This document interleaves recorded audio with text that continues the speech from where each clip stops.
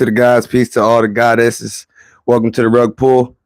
I'm your host, Darth Flocka, the Padawan Alchemist. All right. This is a mystery session. We're doing this shit live. Said I was gonna be on. I'm kind of late. I goddamn, you know.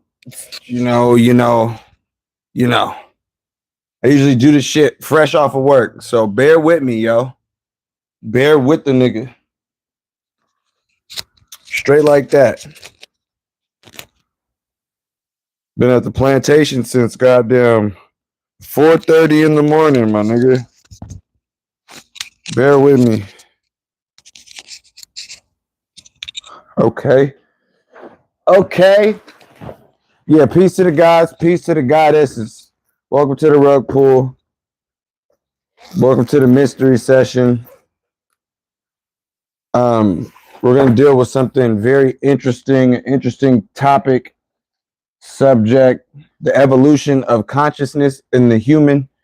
Okay, the evolution of human consciousness and the psychic. What the fuck did I call this shit? And the cosmic drama. That's what I said. The cosmic drama. Hold on. Okay. All right. I'm trying to put this shit together. Appreciate you guys being patient, bearing with me as we dive and indulge into this. Okay. Because I'm over here, I'm doing the research on the subject, and I'm looking and I'm finding certain shit I never even thought of. You know, as far as looking at the human psyche and just looking at humanity. I think we get caught up too much with looking at how humans act today in 2024 versus how they acted one point in time, you know, in history. Peace to the gods.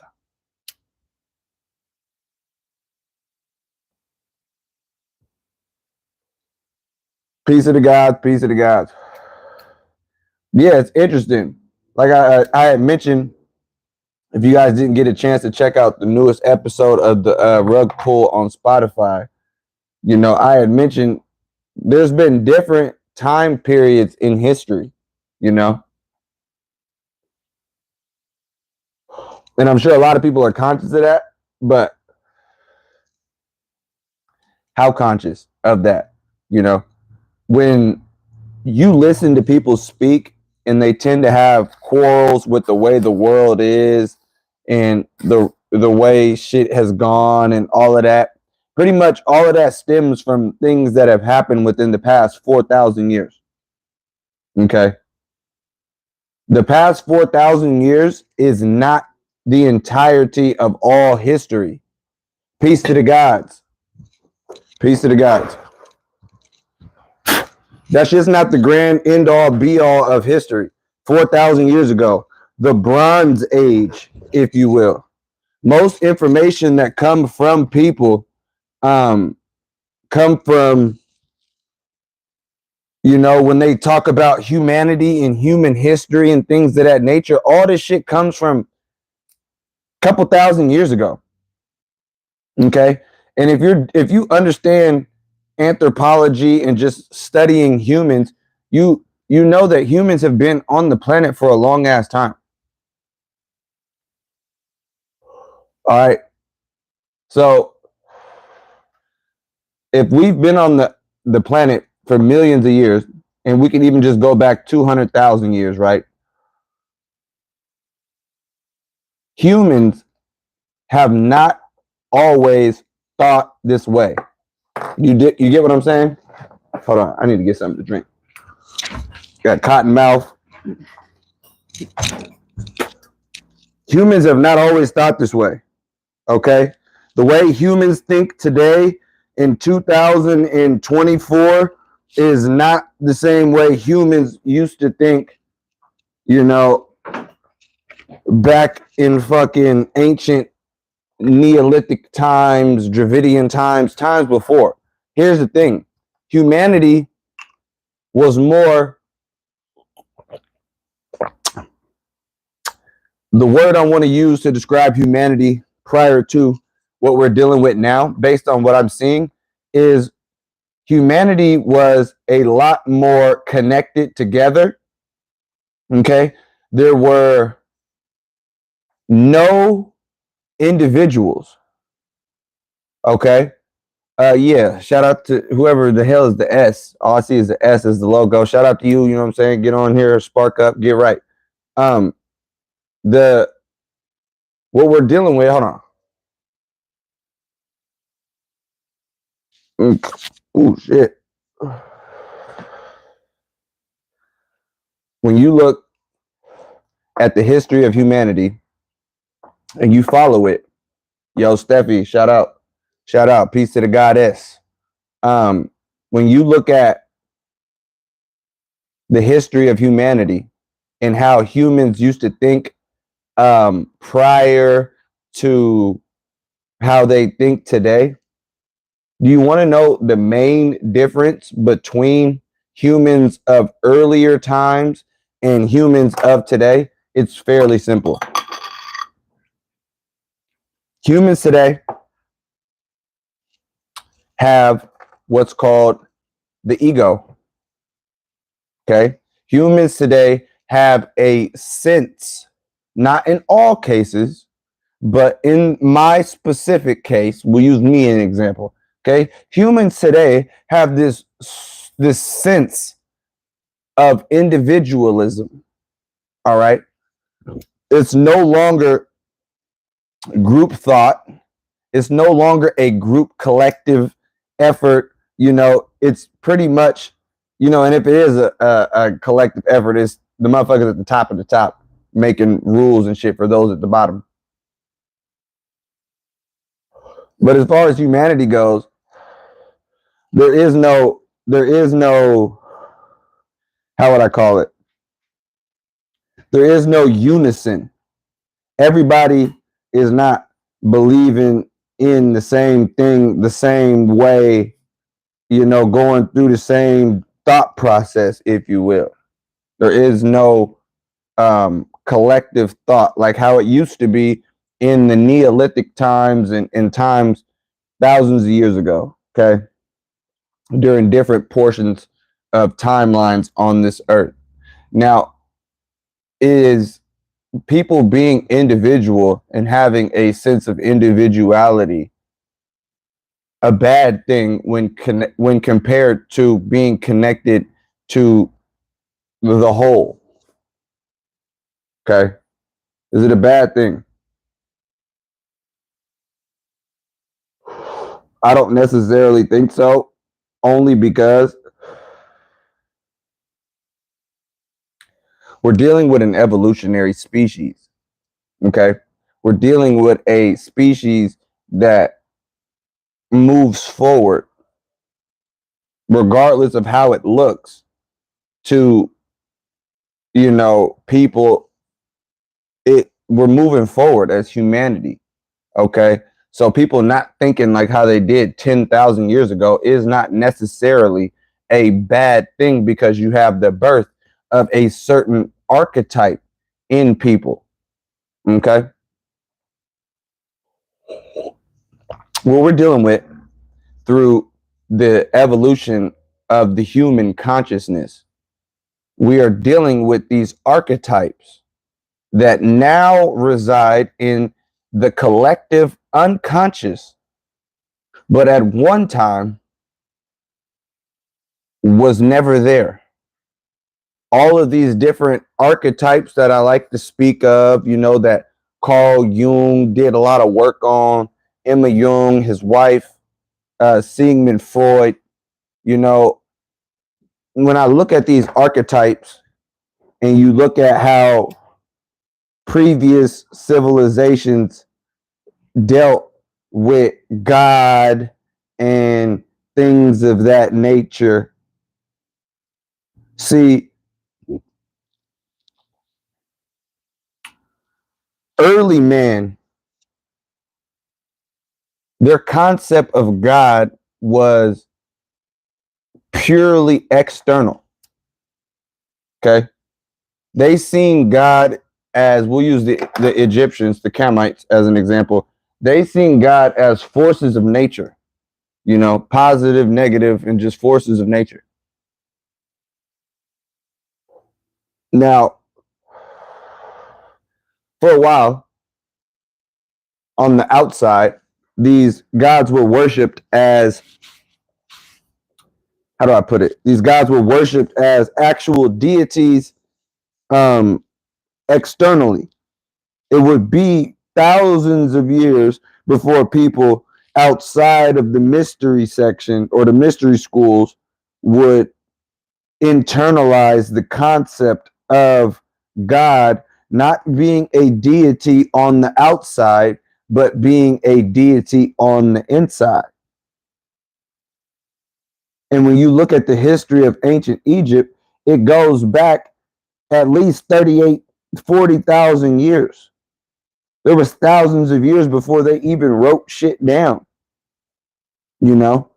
So seeing and knowing that, we have humanity dealing with these gods on the outside, but eventually, over the evolution of humanity, these gods that were once worshipped on the outside went and died, and all of those gods that died, as from being power given on the outside, they all went to rest and sleep inside of you as archetypes of the collective unconscious. And that is the basis of the mystery session for today, tonight, whatever time it is you may be listening. The origins of these archetypes and their evolution into you. What we're dealing with is a cosmic drama. See, what earlier humanity was not so prevalent on was what we would call the rational mind. Okay. Now humans, these are, and you can call yourself more advanced, or we can, you know, label these people primitive or whatever the case you may be. But for sake of, because, you know, motherfuckers is just as barbaric, if not worse today than they were back then, you know. So, but for sake of conversation, we'll use primitive man, you know, an early man for sake of, you dig. Okay, like the video, y'all. Y'all tapped in, like the video. Okay. The basis of what we as people, because if you're listening, you're probably dealing with some mysterious shit. You know, you're not your average human being, you know. Your average human being sees God as a force from an external source. This force is external. And then there's people like myself who see this God force as something that is generated within, you know, and that power comes from within.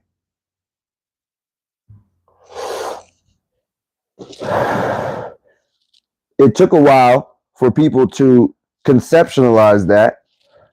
And there has been many attempts throughout history to take that knowledge of self, which is God, and turn it back into, you know, something that was to be worshipped, something outside of you. Peace to the gods. Peace to the gods. Ashe. Okay.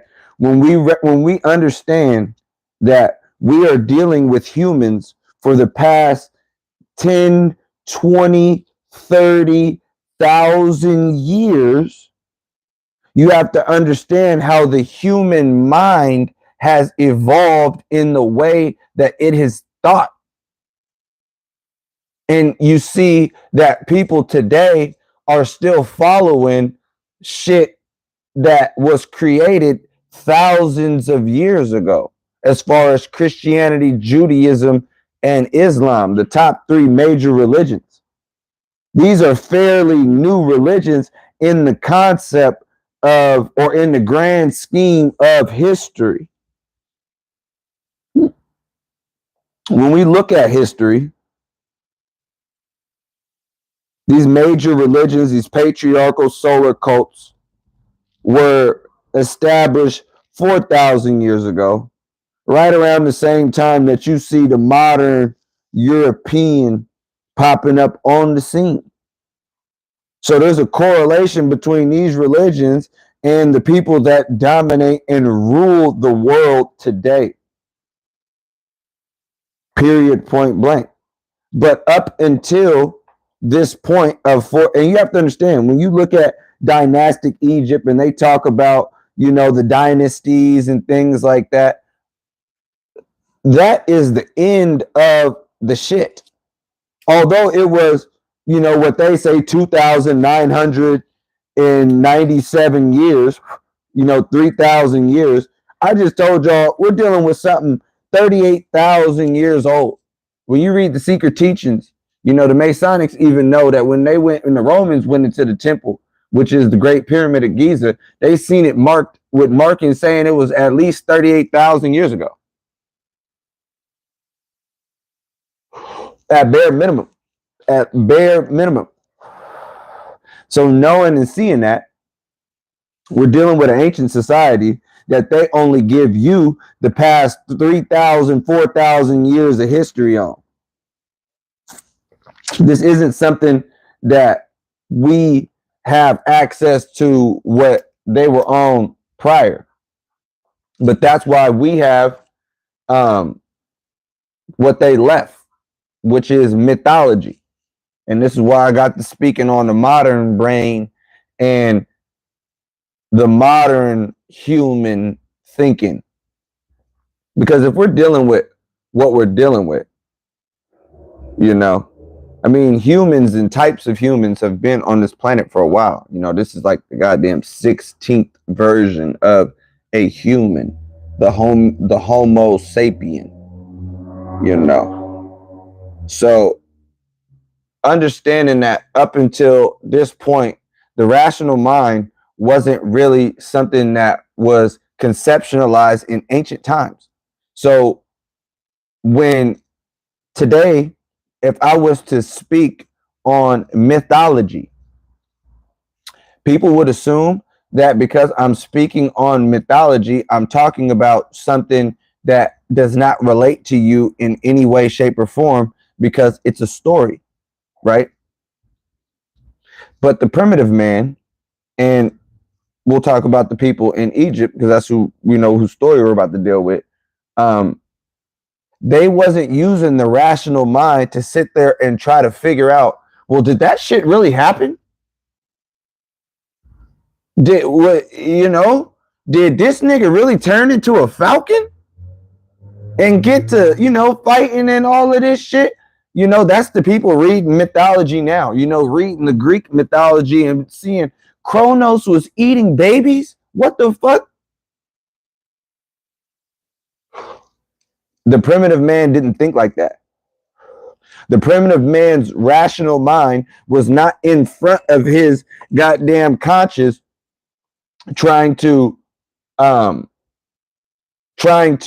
you know, find rationale or logic or reason or shit like that, you know?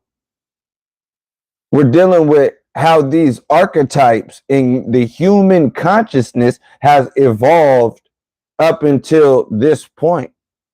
And before, when you go back into the temples of ancient Kemet and Hindu, when you look at how they was looking at they shit, you look at the Aztecs, the Olmecs, the Maya, the Native Americans, the Inca, okay, all of these different civilizations, the Cambodians down in Angkor Wat, okay, all of these different civilizations throughout the dawns of time, their rational brain, especially when you go back thousands and thousands of years, because the Hindu shit go back pretty far too, you know?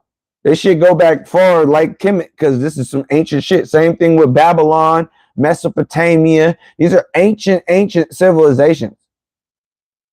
And understand that all these civilizations were based on and built around mythology.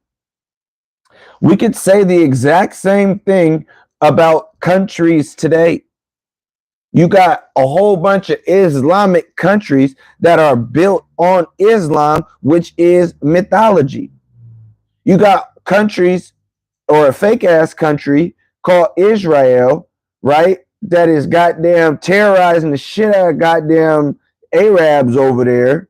But that whole state is built upon mythology. You have the Catholic Church the Roman Catholic Church issuing what is called papal bulls, dum diversus, auto de fe, these papal bulls that was coming out of the Roman Church, giving charge to Ferdinand and Isabella and the Castiles after them to go over and colonize everything west of the Cape Verde.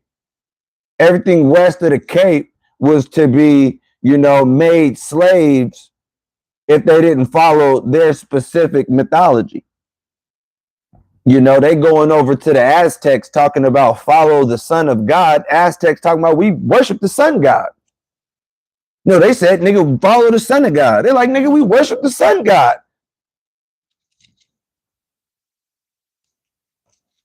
Yeah, so you see, Christianity, mythology is what allegedly was used to establish this country.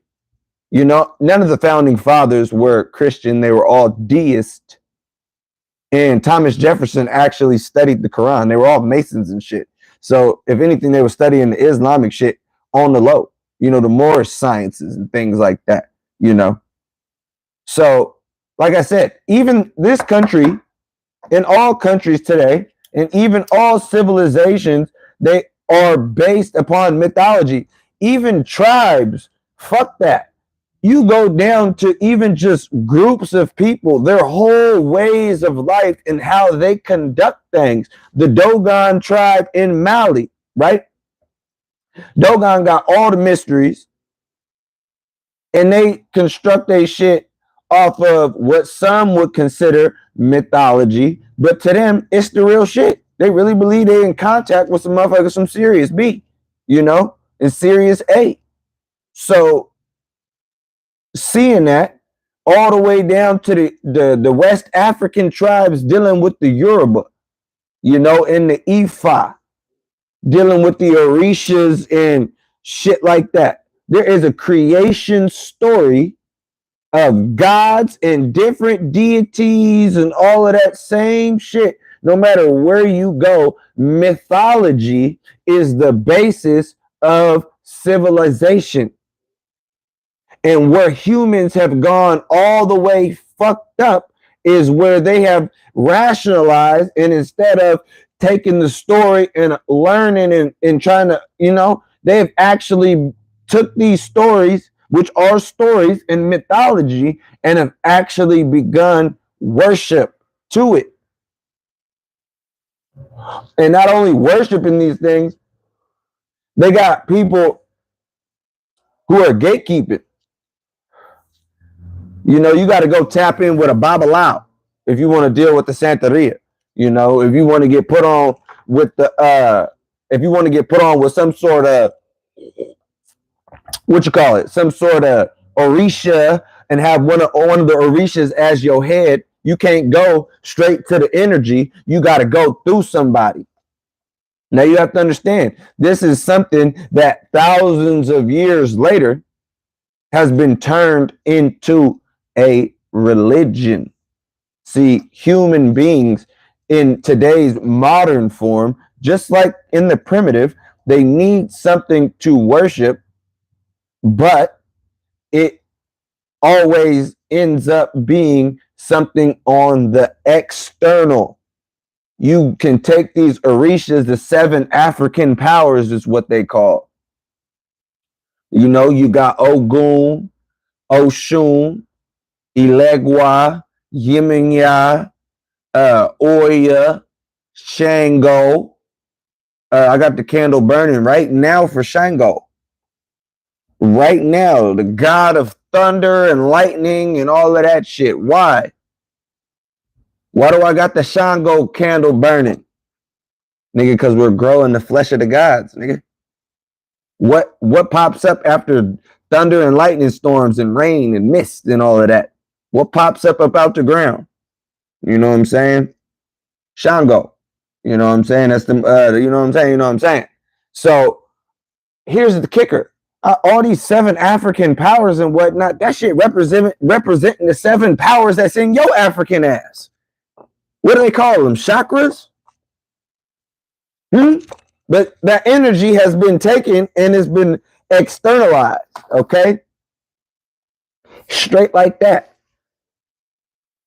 So yeah, we are dealing with a book that I have shown before. I've done breakdowns on this book, and we're going to do some more because the more I learn, the more I learn. Ashe, ashe, ashe, peace to the gods. All right. We're dealing with this embodying Osiris. Okay. The secrets of the alchemical transformation. And it's really how I'm picturing the shit now and how I'm reading it is really the secrets of or it's not the secrets, it's the history of the evolution of the human consciousness and consciousness in humanity. Okay. So you have to understand, like I said, mythology is the basis of all civilizations on earth. All right. Every country that you look at, every tribe, and this is how do I know this, nigga? Because I study anthropology. I study humans. So every fucking group of humans that I fucking look at, they all believe in some shit. What do? I study what humans believe prior to white people showing up on their shores. Because white people got everybody believing all this dumb shit. So what were you believing before the goddamn, you know what I'm saying? You were colonized and taken over and thus influenced by your colonizers, gods and shit like that. You know, they was on some worship or die. So I like to study people and what the hell they were goddamn doing, what they were worshiping, you know, ethnobotany. How were they using the plants and for medicine? What plants was they using to wear and shit like that? What the fuck were these people getting high off of? You know, people. And when you study different tribes of people around the world, you get to noticing different similarities between humans. See, a lot of people want to see skin color and different areas and places of origin as means for separation, right? But at the end of the day, if you understand that when you do your research and study these groups of people all around the world, the number one thing, I'm going to just give you the science. The science is simple. The one thing you study, when you study all these groups of people around the world, you study their mythology. And you'll know how advanced that group or that tribe was based on their creation story, based on their hero's journey story, and based on their love story. And what we about to break down is the basis of them all. In the Egyptian Kemite, which is the origins of all civilizations, right? You get the hero's journey, you get the love story, and you get the savior who also becomes the hero and goes through a journey. Okay. All in one story. Okay. The Osirian drama. Asar, Aset, and Heru. All right. And you have to understand when we deal with ancient Kemet, we're dealing with a high spiritual place. People, all that's left now is temples and ruins, But understand that when this place was at its peak, there was no place under the heavens that represented the heavens. If you can look at the cosmos and say, okay, as above, so below. So if all them stars and galaxies and planets and all of that shit is up there, where is the representation of that down here on earth? That representation was in ancient Kemet. This is what it says. Egypt is an image of heaven, or so to speak, more exactly, in Egypt, all the operations of the powers which rule and are active in heaven have been transferred to a lower place. Even more than that, if the whole truth is told, our land is the temple of the entire cosmos. Okay? Now, here's the thing. Okay? I read that before. I just read it on my previous video. That was the Hermetic Discourse of the Soul. Okay, that quote right there was quoted by Hermes Trismegistus, aka Thoth Tahuti. All right, straight like that. So we're about to dive into this science. All right, we're about to deal with my nigga Kenti Amentu. Kenti Amentiu. Who the hell is Kenti Amentiu? This is who the basis of the shit is. You know what I'm saying? Boom. Hold on. Focus on this nigga, man. Kenti Amentiu. Nigga. The god of the triple blackness. There's the thing. Kenti Amentiu. That means the foremost. That means the foremost of the Westerners. Foremost of the Westerners, okay? Because we dealing with some shit that is primordial in essence, okay? We're dealing with Kementi, Amentiu, Asar, Osiris. And here's the one thing about Osiris that people should actually understand. When you look at all of the deities in the world, all of the different deities that was constructed in all of these different myths, Asar, Osiris, Kenti Amentiu, all right, he was the first god to suffer and die. The first god to suffer and die. Science. People looking to gods as reverence, as being immortal divine beings. Why the fuck would you guys put in your mythology a god dying? There has to be a reason. If people, you have to understand the human psyche, the soul, the mind. When people are looking to these gods for reverence, and you guys have it in your shit that a deity is dying, and not only dying, but suffering in the worst way imaginable. And then not only that, this becomes the basis of other gods. How many other gods were slain after this? You know, dismembered, chopped into pieces and whatnot. Brutal deaths. Okay, let's deal with it. Let's see. It says, over time, Osiris's image changes from a cosmic deity who keeps chaos and the enemies of consciousness, which is Seth and Apopis, at bay, to a god who is closer to the struggles and challenges faced by all humans. In this latter role, he is besieged by evil, and he teaches people to farm. He holds court in the judgment of each person's soul. But what sets Osiris apart from every other Egyptian god is he is the only god who suffers and dies. Here we must despise or dispense with rationality, for a reason alone dictates that a god is immortal. Okay, Osiris. Okay, hold on. Again, We resort to the mythic imagination to appreciate the meaning of Osiris's death.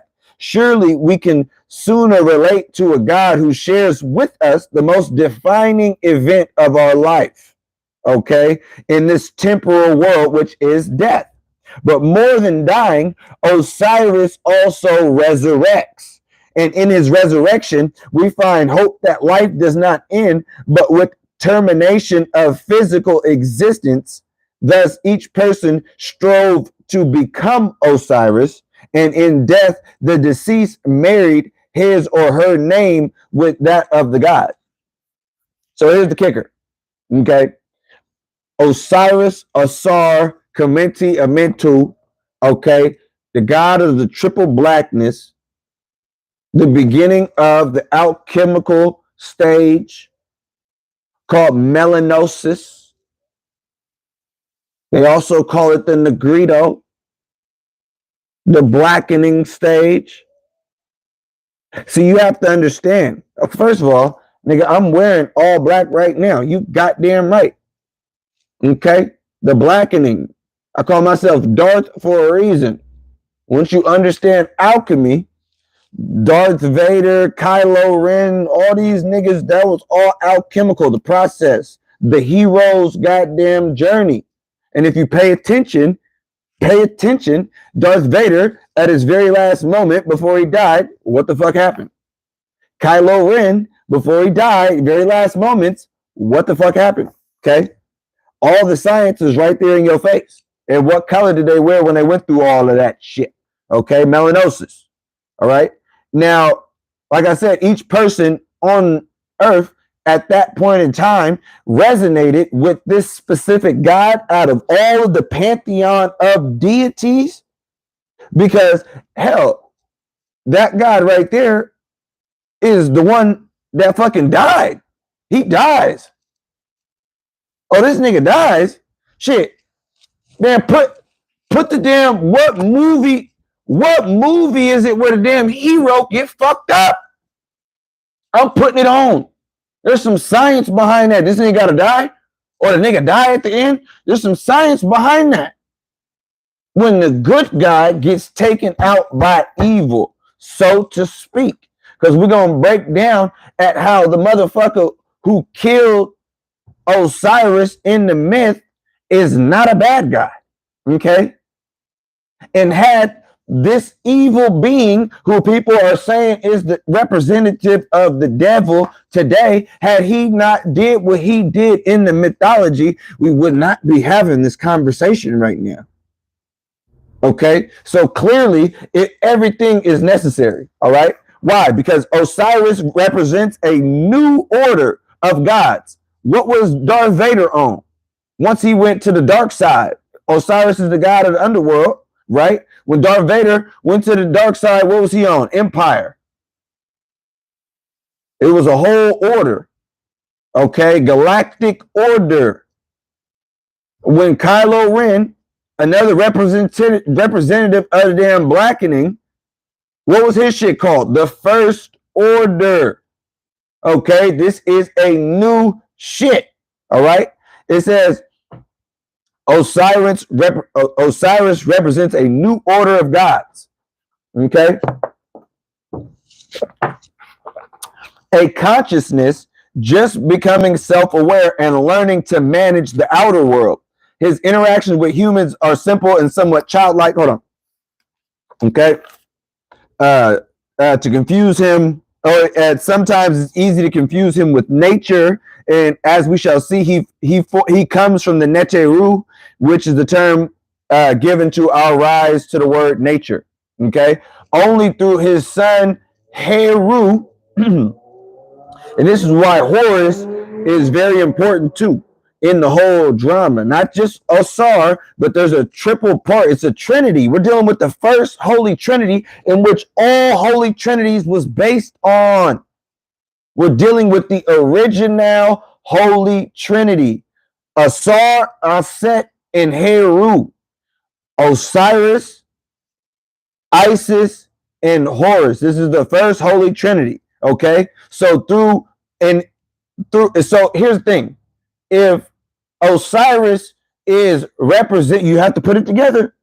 If Osiris is representative of the god of the underworld, which is the subconscious, what the hell would his son be? Underworld Junior? No, nigga. Only through his son Heru, who represents the next level of consciousness, which is the ego, does Osiris understand the complexities of human motifs. Osiris's innocence makes for a pliable image that pharaohs were certain to include in their pronouncements. Here's some science for you niggas. We going back far. Remember, I didn't talk about no shit 4,000 years ago, because if you're dealing with the shit 4,000 years ago, you ain't gonna see this shit, all right? The first god worshipped in Kemet was who? Who was the first god worshiping Kemet? It was the star Sirius, okay, Sovjet, in which for 70 days sank below the horizon. And then when Sirius rise, you know, they had a whole celebration and whatnot towards the end of July, right?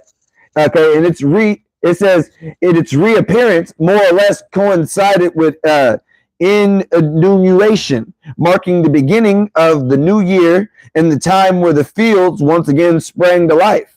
The second god that gained widespread attention was the cow. The symbol, okay, the cow is the symbol of the great goddess, Heru. Her horns adored the headess of Hathor, who is Heru, right? The adoration of the great mother, and was by means used as by various pharaohs to attain divine status. So you have to understand, look at the science behind that shit, right? Look at the science behind that shit. And then who, if the first, listen here, if the first god worship was the star system of Sirius, which they say some Negroes descend from, and then you got the second god ever worshipped as being the bull, representing the great mother. What was the main god the damn Israelites were struggling with the whole time? People of the Bible. Baal, the bull, the great mother. Okay? Now we know from logically speaking, why would the people worship a bull? Why would the people worship a bull? I don't know. Maybe because the bull feeds their fucking family. Maybe because the bull provides meat. Maybe because it provides milk. Skin can be used for leather. Its shit can be used to fertilize all the crops. Its shit is used to grow the goddamn sacred mushroom. Why the fuck would you not worship that which gave you life? That is logic. So, I mean, between them worshiping the sun, which gives everything life, and them worshiping the goddamn bull, this is some logical shit. And even then, they had even more science to represent the bull as a female. So aside from this star, the first god worship was that of a female, Heru, the great mother goddess. Okay? Or the second god that was worshipped. Okay? Straight like that. Okay? And we're going to deal with this Apis bull. Okay? It assumed through sympathetic magic, the pharaoh absorbed the energy of her Ka. I like that. You know me, I don't even know how to fuck. I got this whole page highlighted. I skipped over that part. Hold on now.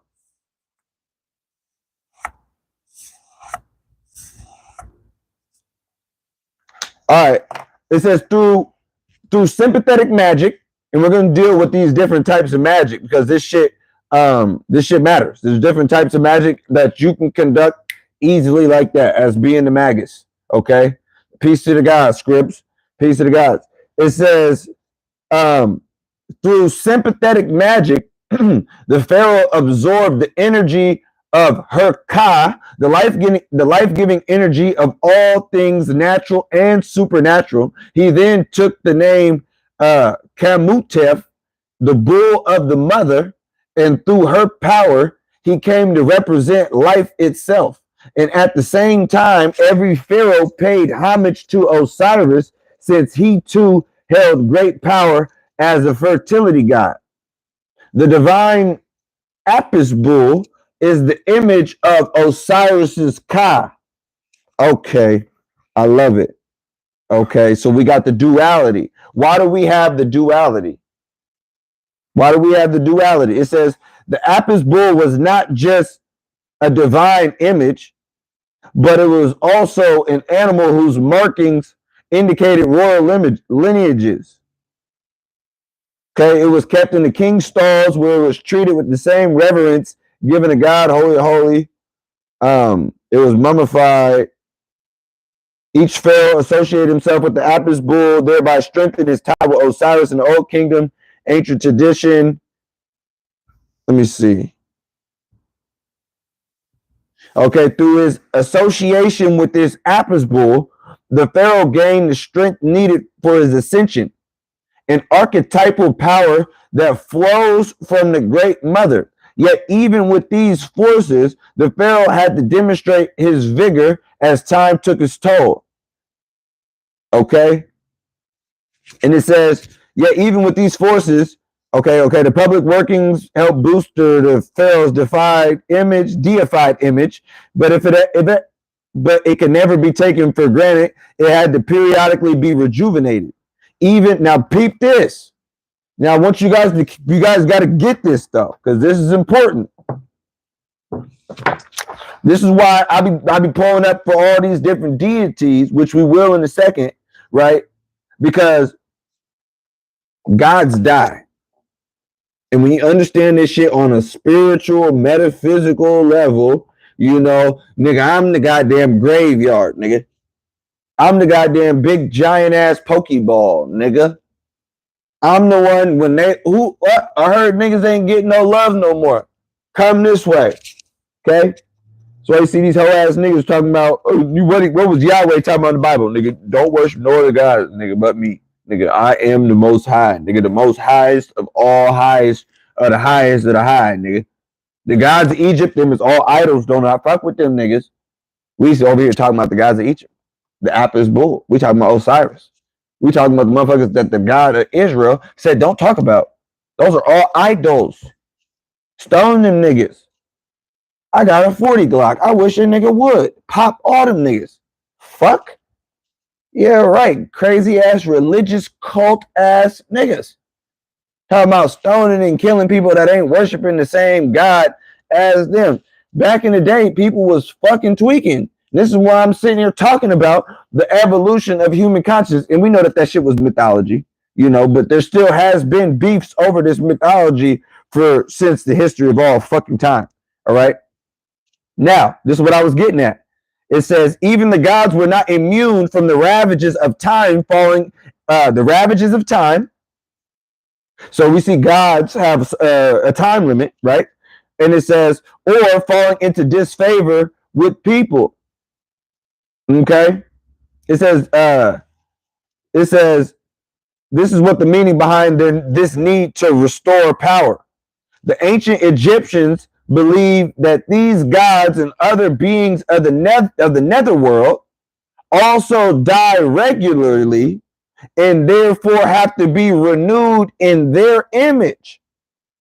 It is a well-known psychological fact that the living entities of the collective unconscious, the archetypes, have a tendency to fade in their vigor and die away. They need a regular renewal by an ego consciousness that enters the realm of the transpersonal unconscious. This enables the ego to reconnect with this archetypal reality.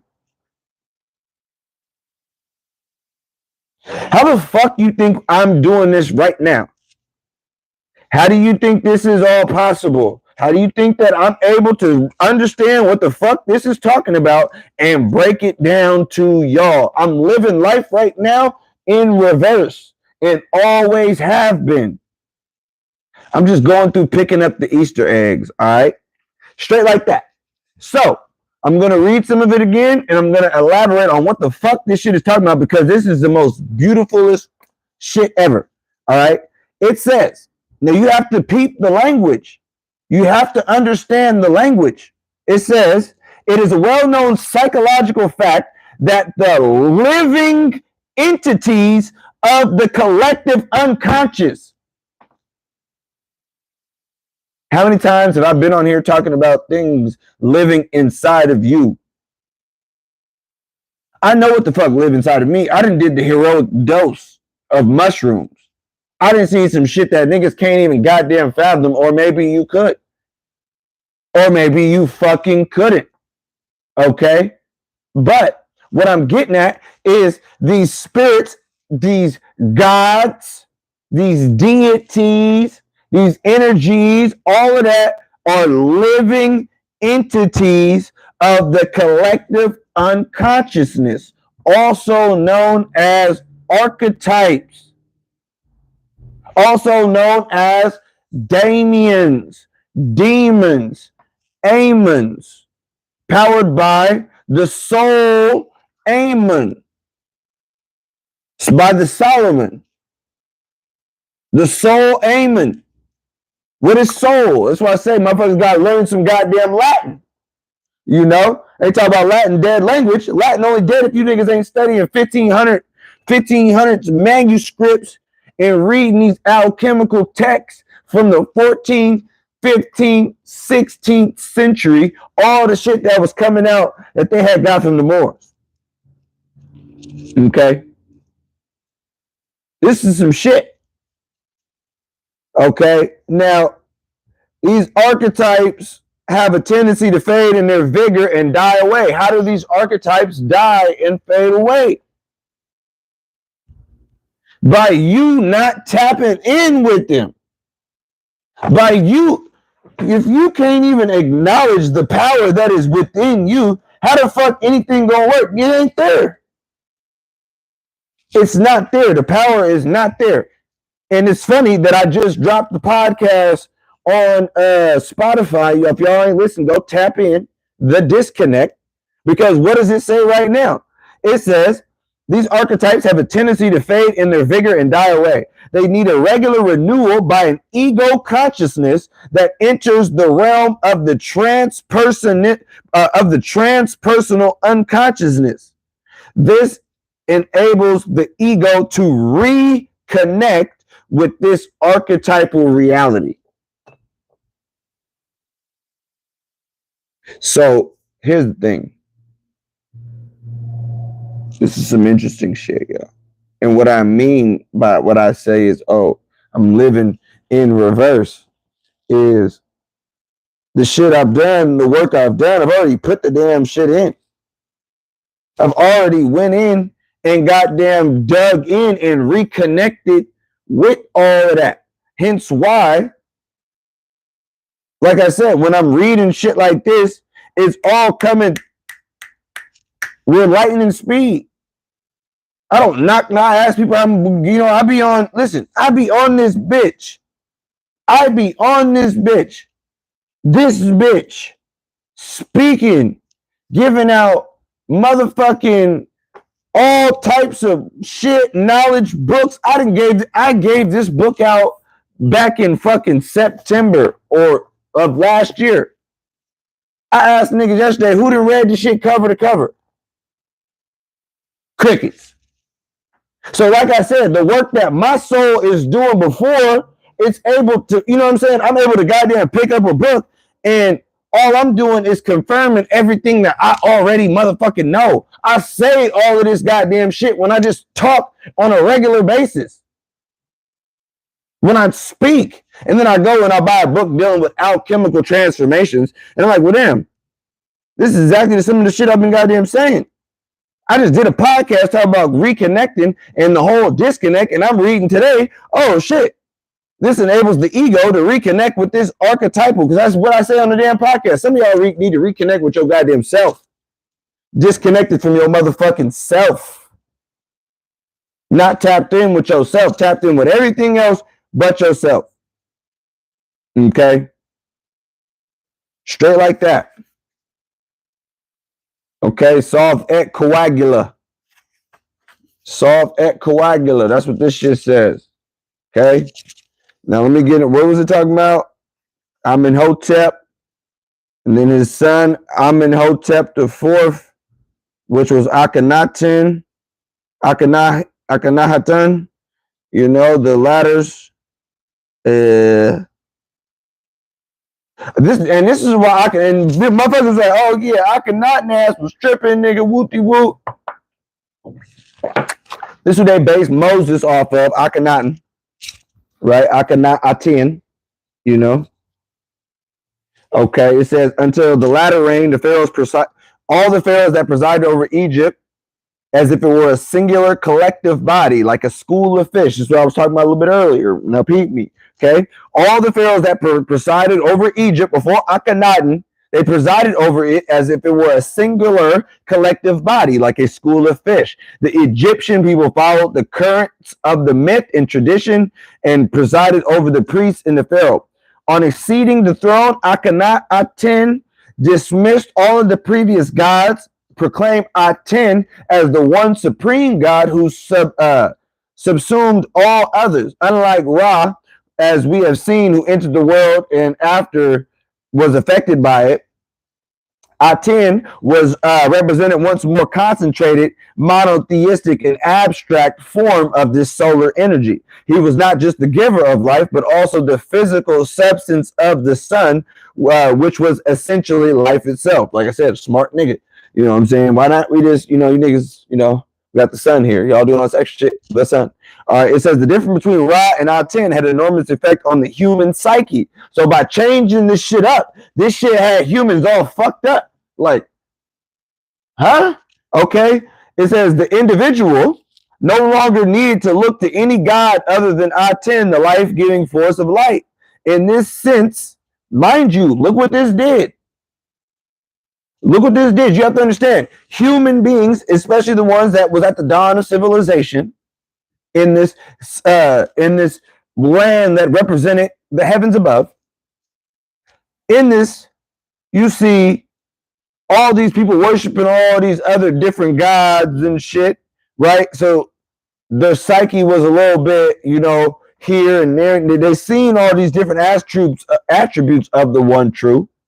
But what did Akhenaten do? He said, fuck that. One God, nigga.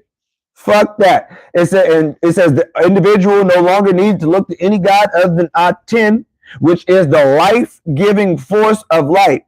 In this sense, Akhenaten released Egyptian citizens from the bounds of the collective as being a school of goddamn fishies, and the concept of the individual emerged. One man, one God.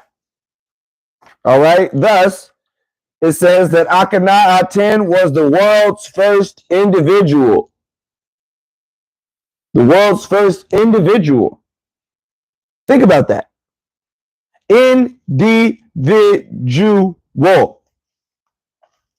All right. Now,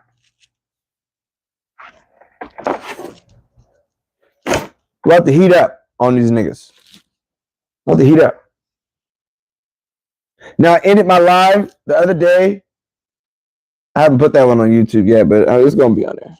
What the fuck was that shit? Oh, the heroic dose. If you didn't hear about my shit when I was going off the grams, heroic dose. It's about to be on YouTube. Probably tonight. Or it'll be uploaded by the morning. Yeah. So anyways, I ended with this.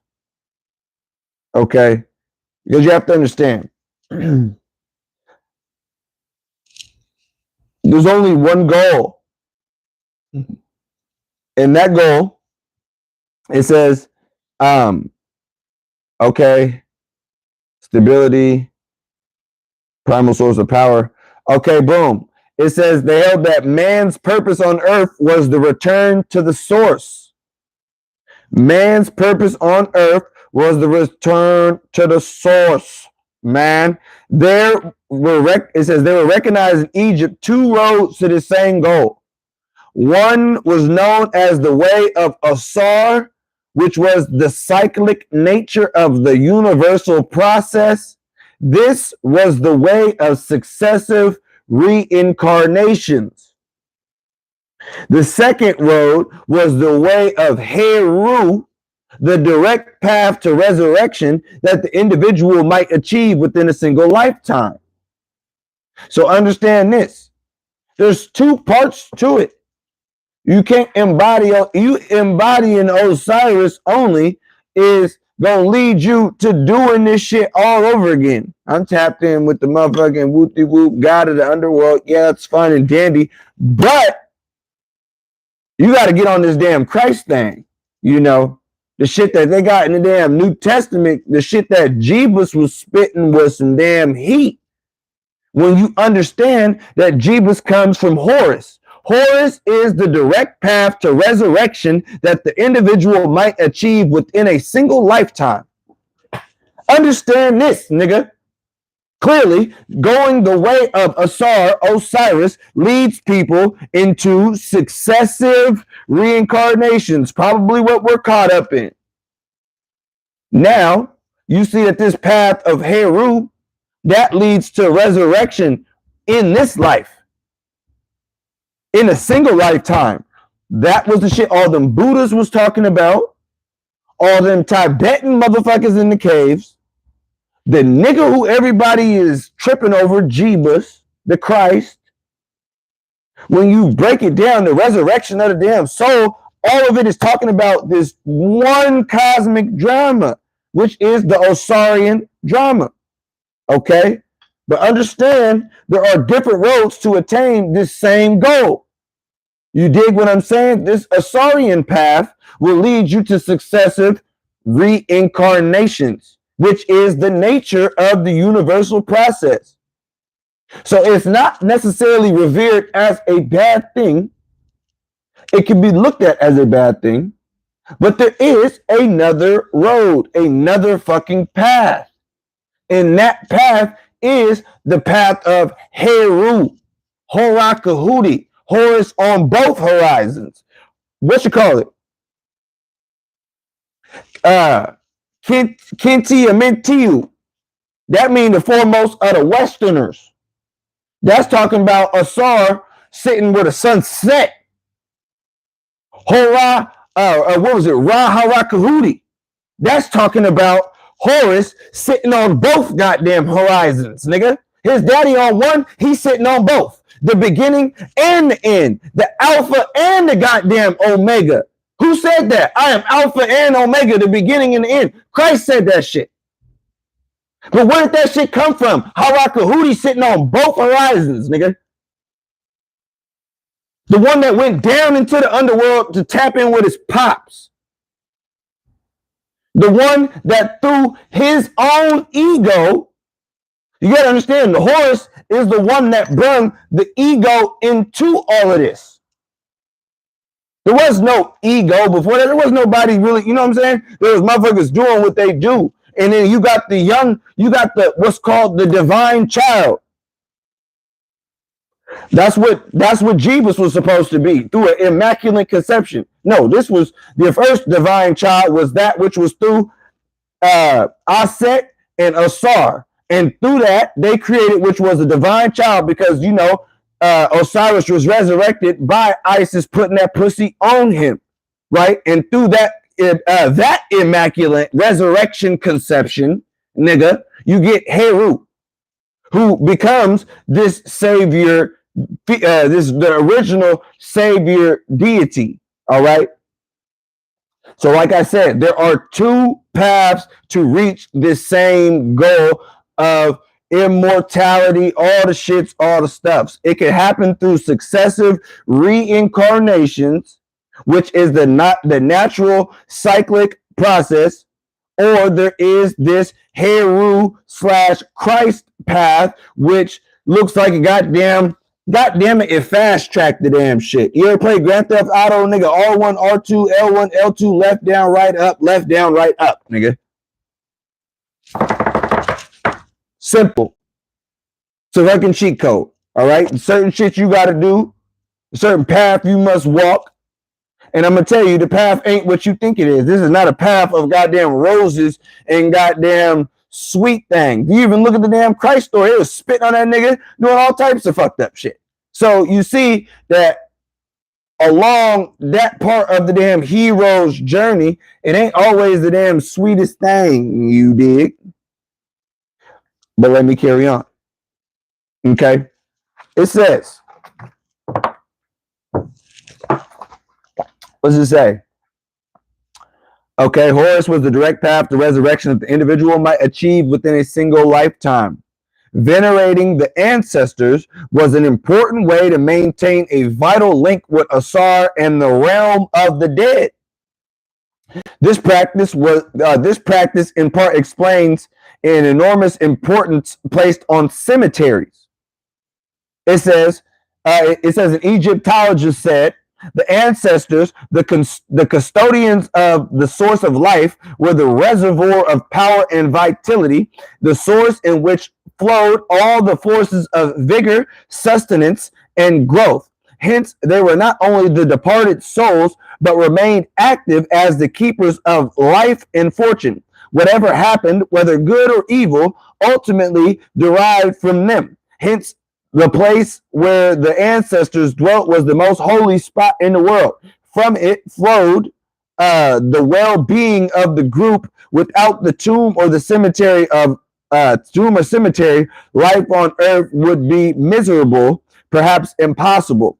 And they do have a point there, because when you study the book called The Great Cosmic Mother Goddess, and you actually study what people were doing in the Dravidian and Neolithic times, 20, 30,000 years ago, there was a change in the actual human psyche back then when humans actually started burying their dead. And then you look at the symbolic way in which they buried the dead in the fetal position, in the way in which they came into earth. So, like I said, the development of the human psyche has been happening for thousands of years.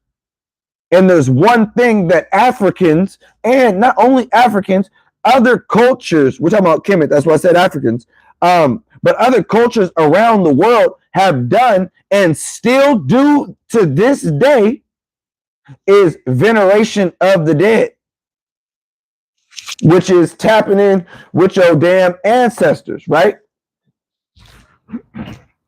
Hold on, man. I got the damn. Hold on, I got the damn. What you call it? Hold on. I had to get the. I had to get the juice. I had to get the juice for the gods. Juice for the.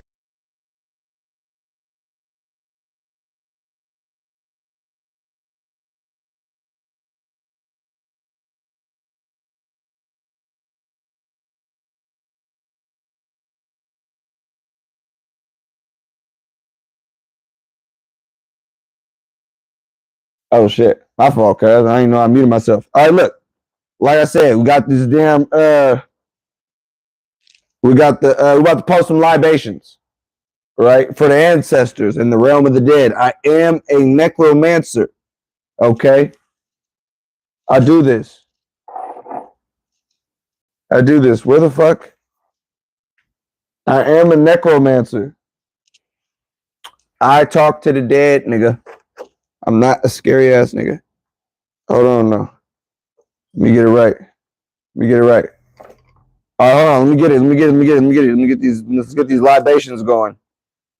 Hold up. Hold on. Okay, who we starting off with?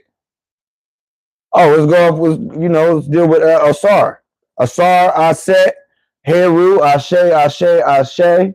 Okay. Zarabanda, El Cristo Negro, Santísimo Muerte, San Simón, El Cristo Rey, Madre de Luna, Madre de Agua, La Santísima Piedra Iman, Francisco de los Siete Reyes. Who we got? Ozuli Dantor, Ozuli Freda, Ogun, Oshun, Oya, Obatala, Shango, Yeminya, Ashe, Ashe, Ashe, Ashe, Tahuti, Hermes, Shakti, Shakina, Kali, Tiamat, Sekmet, Mayat, Heru, Asar, Urjadem, Isis, Heru, Harakahuti, Sut, Ta'er, Aphrodites, Bess, Shatan, Sut, Ogufer, Prometheus, Lucifer, Grande, Aluba, Azazel, Anup, which is Anubis, Hades, Gabriel, Michael. Hold on, let me get this. Urzuli family though. Urzuli, La Flambeau, Urzuli Dantor. Okay, hold on. All right, to all the gods and me and you, to my ancestors, to all my family, my great grandma, my great grandma, my great grandfather. You feel me? Luis Jones, Iverson Jones, Ashe, Ashe. You know, Cuz said, pull a card. Hold on, oh, that's Steffi.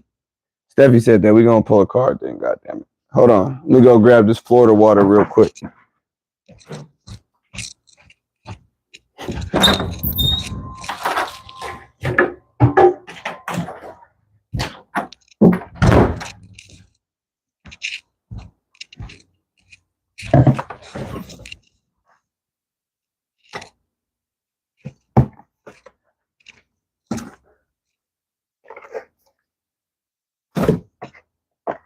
Oh yeah, first of all, hold on.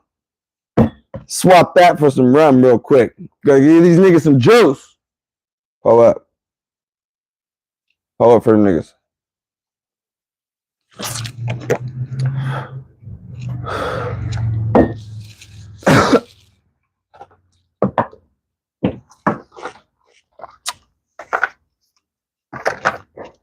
All right.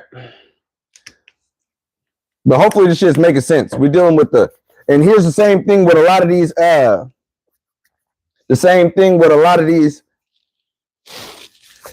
what you call it? Tarot. These tarot, especially, this is actually perfect. I'm glad you said that, Steffi. I'm glad you said that. Because we are dealing with the archetypes of the collective unconscious.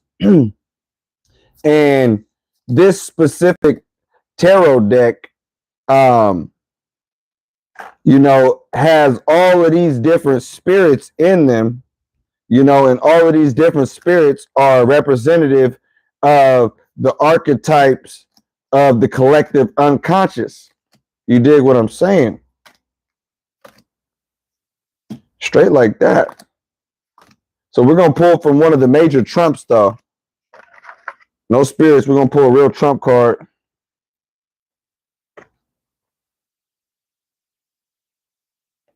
I pulled this nigga when I was frying on the shroomy, something crazy.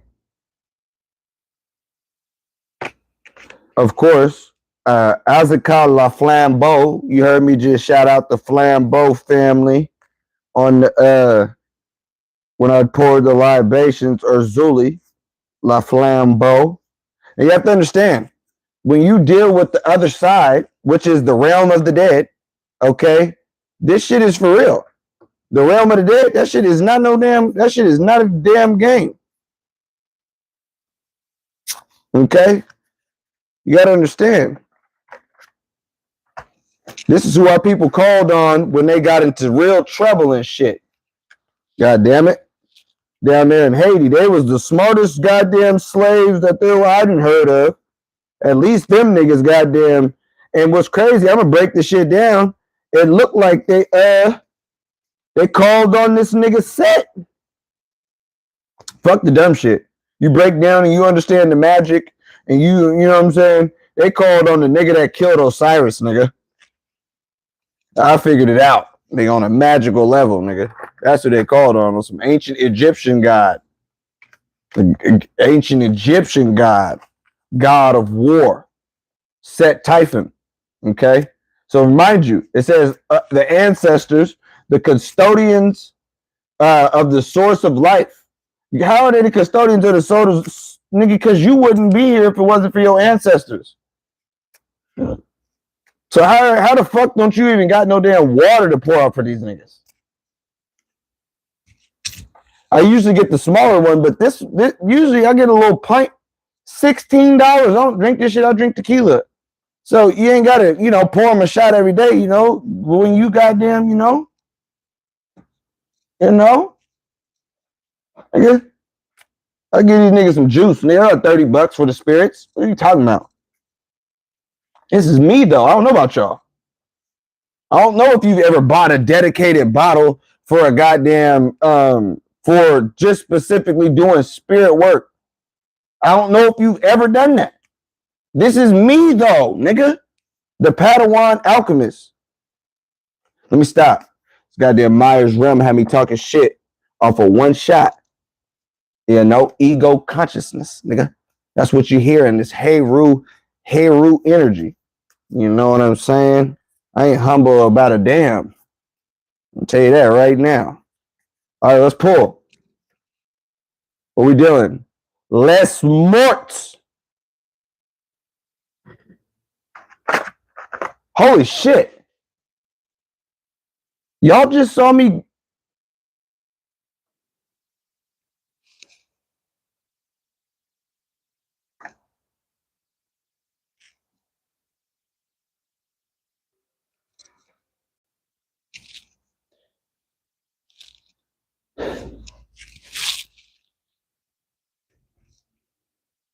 Wasn't I just talking about like the realm of the dead and shit?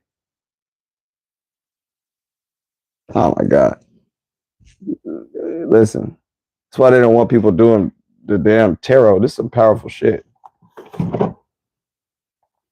Now, where the fuck is the fucking... Oh, here it is. My tarot Bible, cuh. My voodoo tarot Bible. Let me show you guys the card, though. Listen, this shit is crazy, though. I'm just like, I swear this is dealing with death and the dead, though. That's why I'm like, hey, yo, didn't I just talk about talking to the dead and shit? And then I pulled the damn... Come on. God damn it.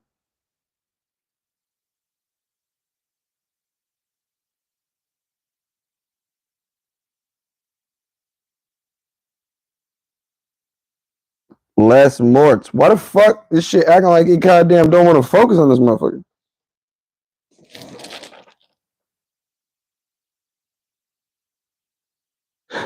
This shit too powerful for you niggas to focus on, cuz. Just know. Shit too powerful. Anyways, what was that? 13? One of my favorite numbers. Literally.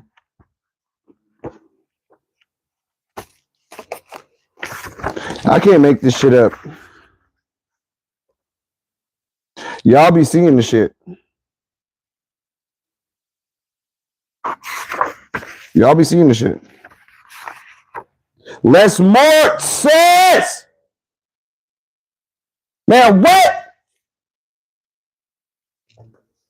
Man, what?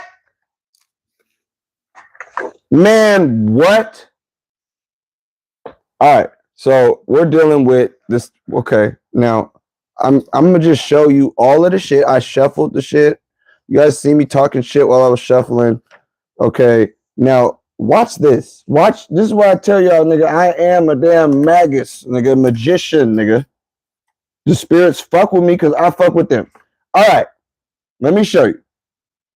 The book we're reading from is called Embodying Asar, The Secrets of Alchemical Transformation.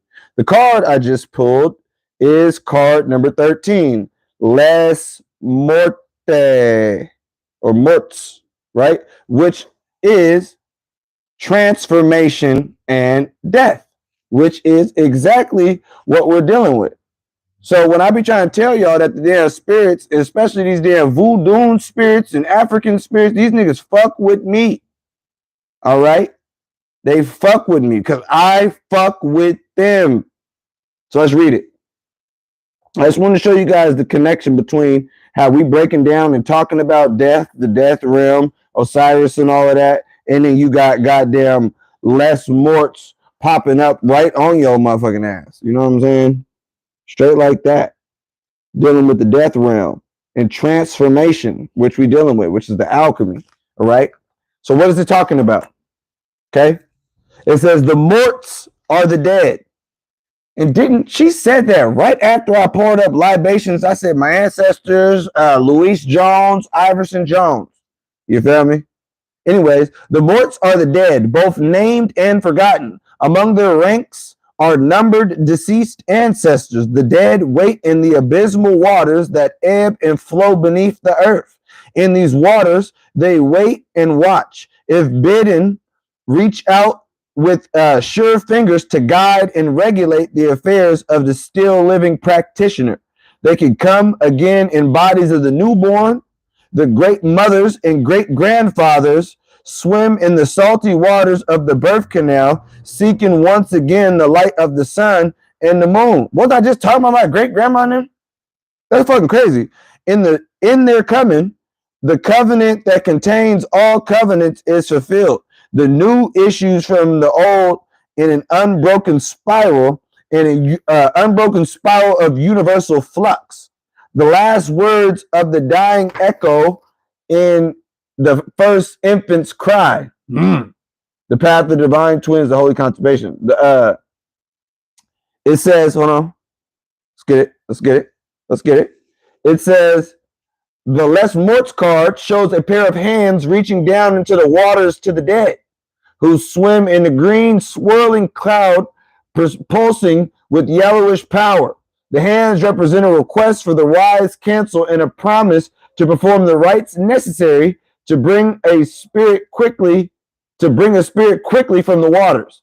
Some of the dead are seen to eagerly seek the promise of their hands, while others are content to stare out of the surface of the card or to explore the depths of the waters. A chicken shares their sacred space as a reminder that just as all life is sacred, so all death is sacred. All beings have their place in the great cycle. Each is of an inestimable value. A primary aspect of this card is motion. All are wrapped in the great swirling tides. The worlds of their beings interpenetrate. Death is not static, and the life is not quick. All moves on its own time and on its own measure. Now, this card means blurring. It means transformation, number one, and this is for you too. A blurring of the boundaries between life and death. Development of the ability to see life in death and death in life.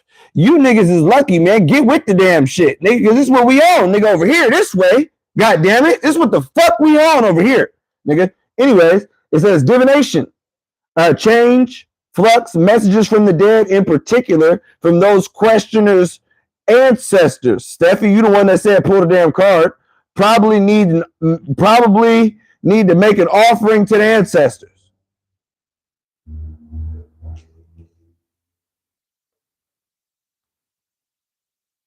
Hey, Ashe, Ashe, Ashe, Ashe, Ashe, Ashe, Ashe, Ashe, Ashe. Ashe. Ashe. Now my hands smell like Florida water. Ashe to that too, god damn it. Ashe to that too.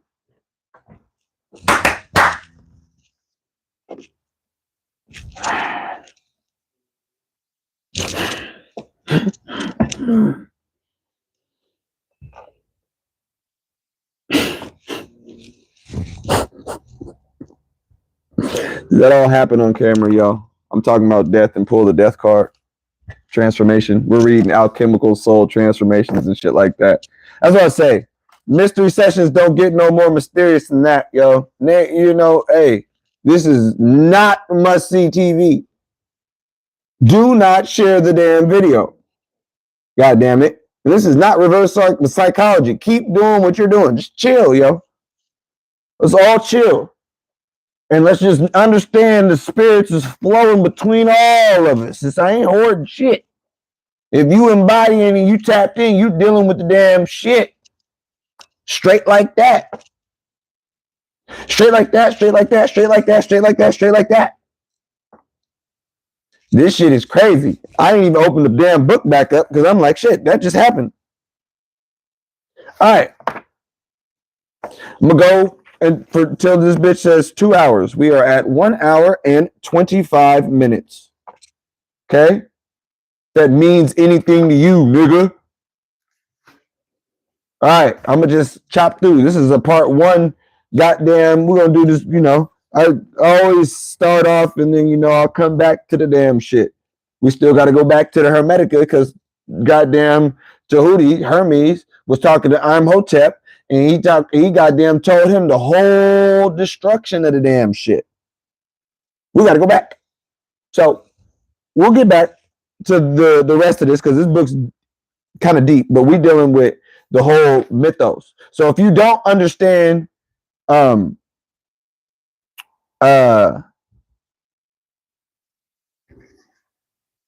you don't understand the fact that, all right, the whole Osirian drama, yeah, cause I don't even know what time it is. My other phone fucking broke. Fuck that. Hold on. Oh, it's 7. Look, we're gonna get broke through the rest of his shift.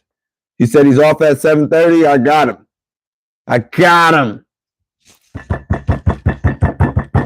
Shout out to all the people on YouTube that get me through the rest of my shift and get me through some of my shift. Just listening to a nigga talk that real shit. Everybody got their real shit that they listen to on goddamn YouTube. Everybody got it. You know, this is for my niggas in the warehouse, goddamn driving a forklift, like, bro, for my niggas in the damn truck drivers, you know what I'm saying? For motherfuckers who work in the damn hospital, anybody that can have headphones in or you can't have no damn headphones in. It's for my niggas working, getting it in too.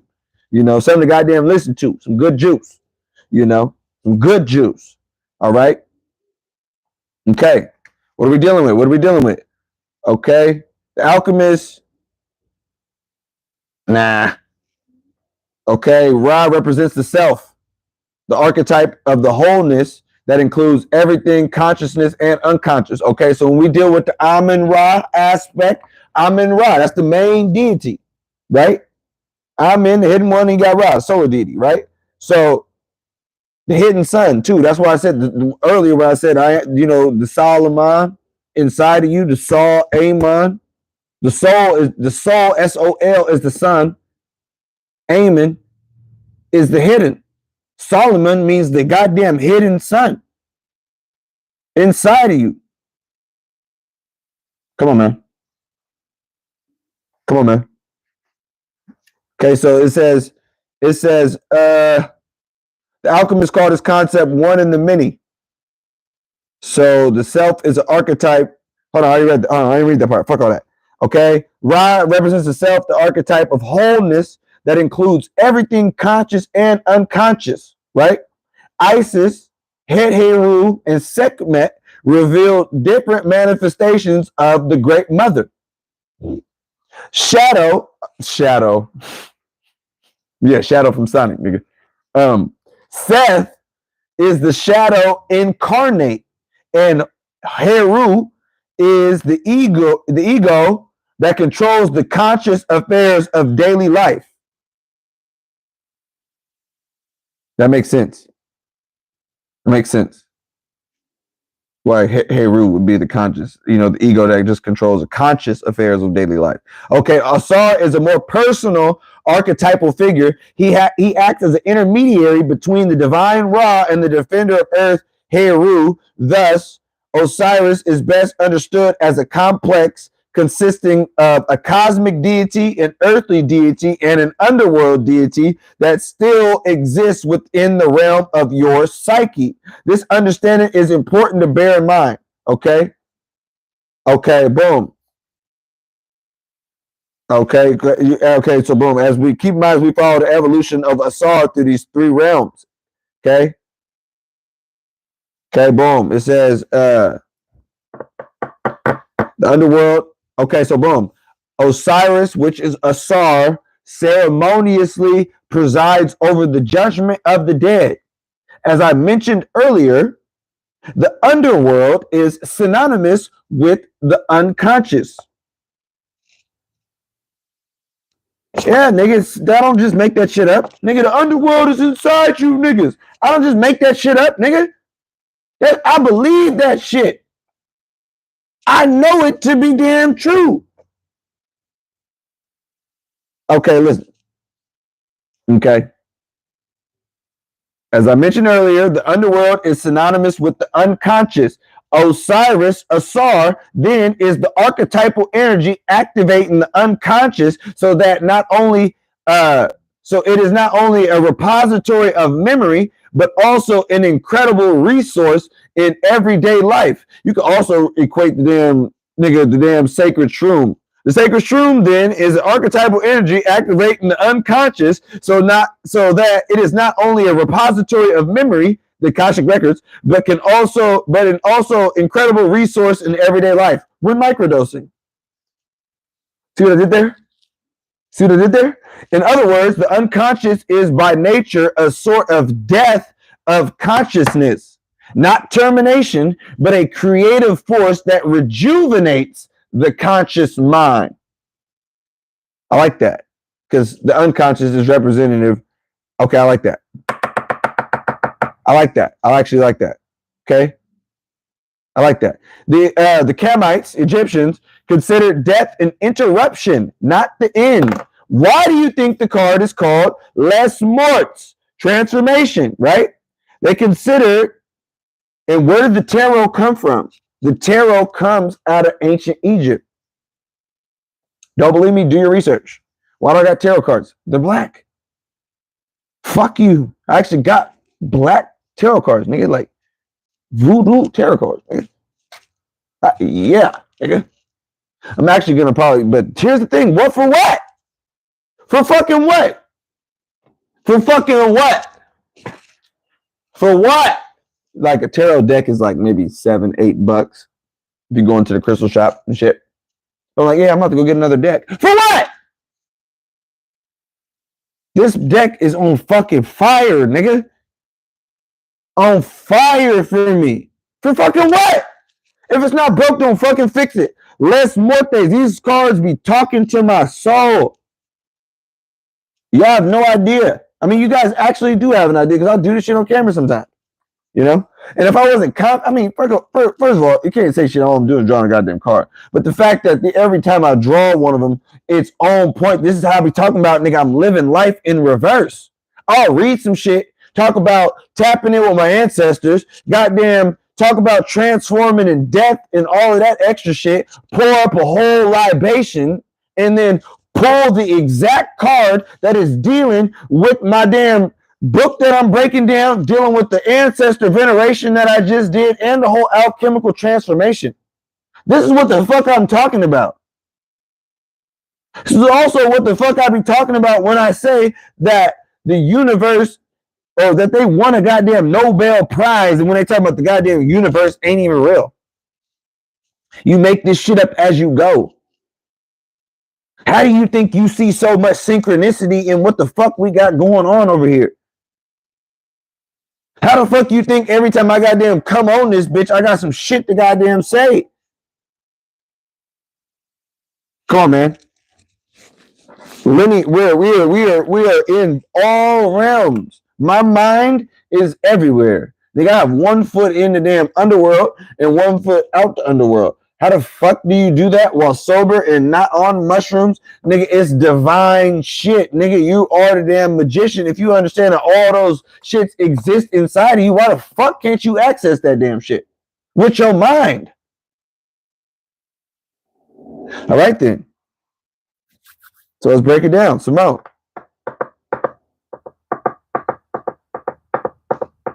Where we at? Okay, I like that. Okay, I said I like that already. Okay, the Egyptians considered death an interruption, not an end. not the end of life, but a change in man's personality. Okay? They did not focus on the resurrection as a means of gaining salvation, but as a method of achieving unity of the body, mind, and spirit. For them, where we at? For them, less morts, which is death, wasn't thought of as an end point, but rather an integral part of one's existence and an inevitable stage that one could pass through with all five senses intact. Nigga, you can go through death conscious.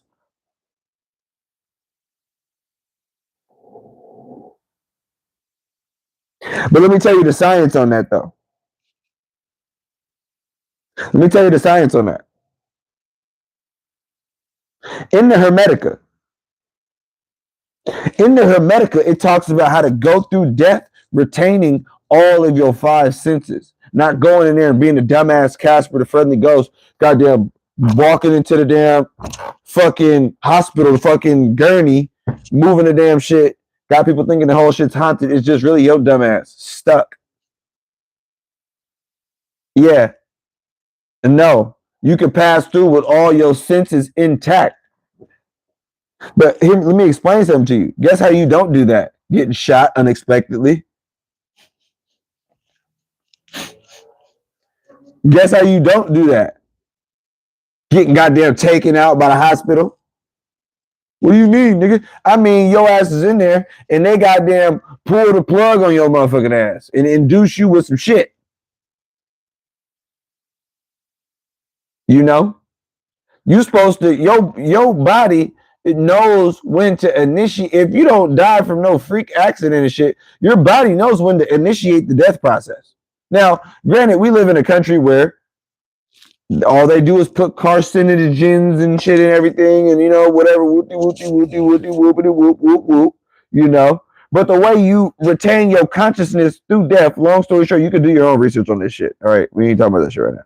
But the way you retain your consciousness through death is by dying, choosing to die, by entering into the dying process, not having the dying process induced for you, not being put into a medical coma and they can't save you and you just slip off, and you know what I'm saying? That's not natural. You write that shit in your fucking will, nigga. When I get sick, super sick, nigga, don't take me to the damn shit. I want to die at home with my peoples around me like they used to.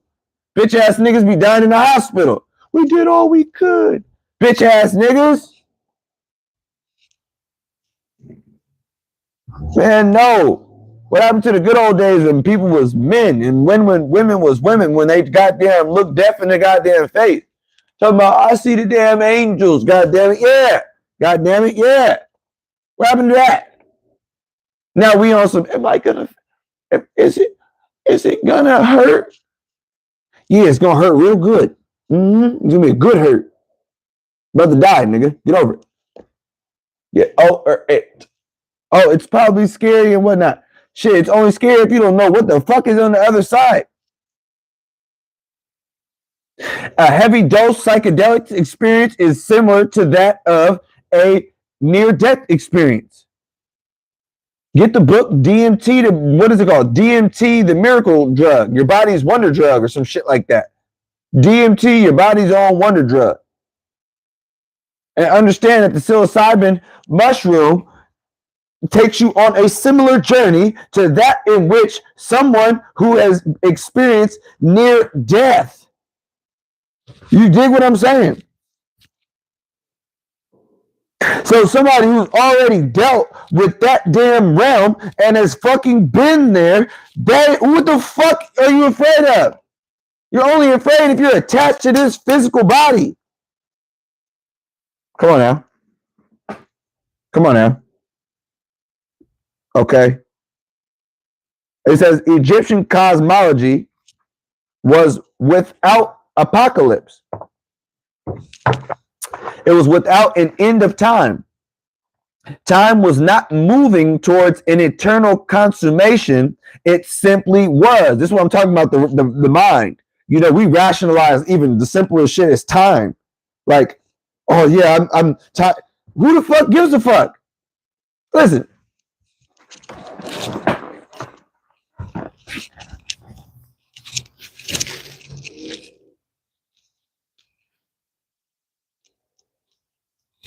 All right.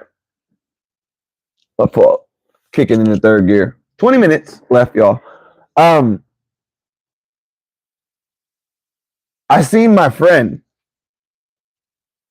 damn near a brother, do a nigga. You know what I'm saying?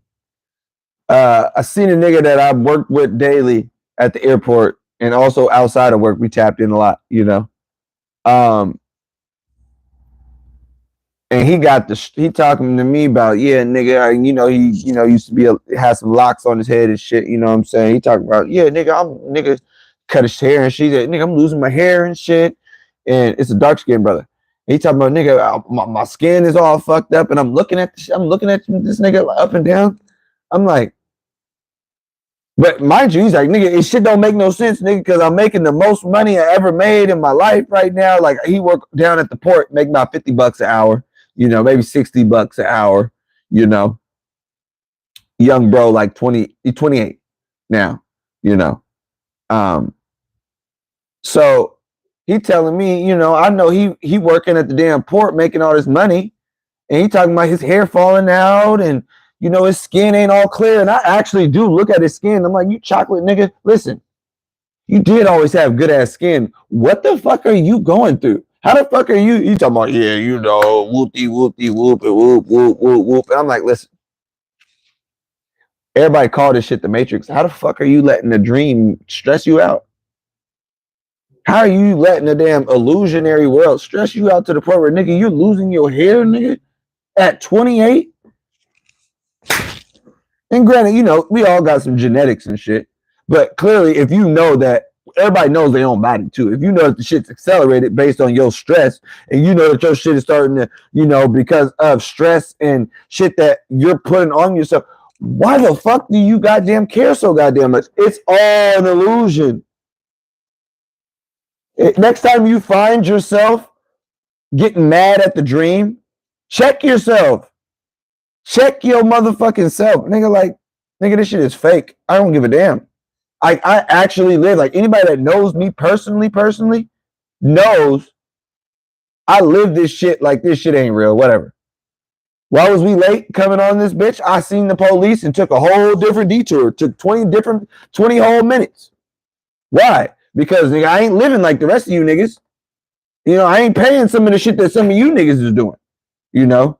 As far as them tabs and all that insurance and shit on cars and shit, the best thing I got is a license, nigga. Period, point blank. My tags say 2021. 2021 on both my damn cars, Mercedes and my other car.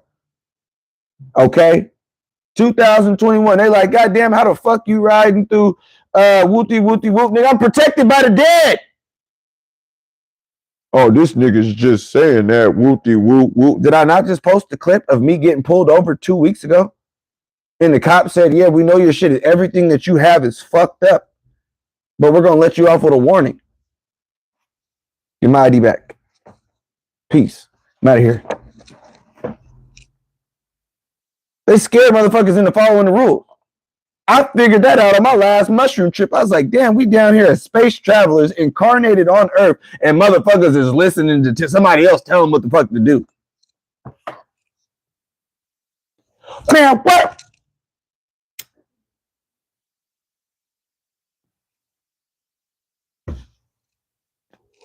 Listen here. Fuck that.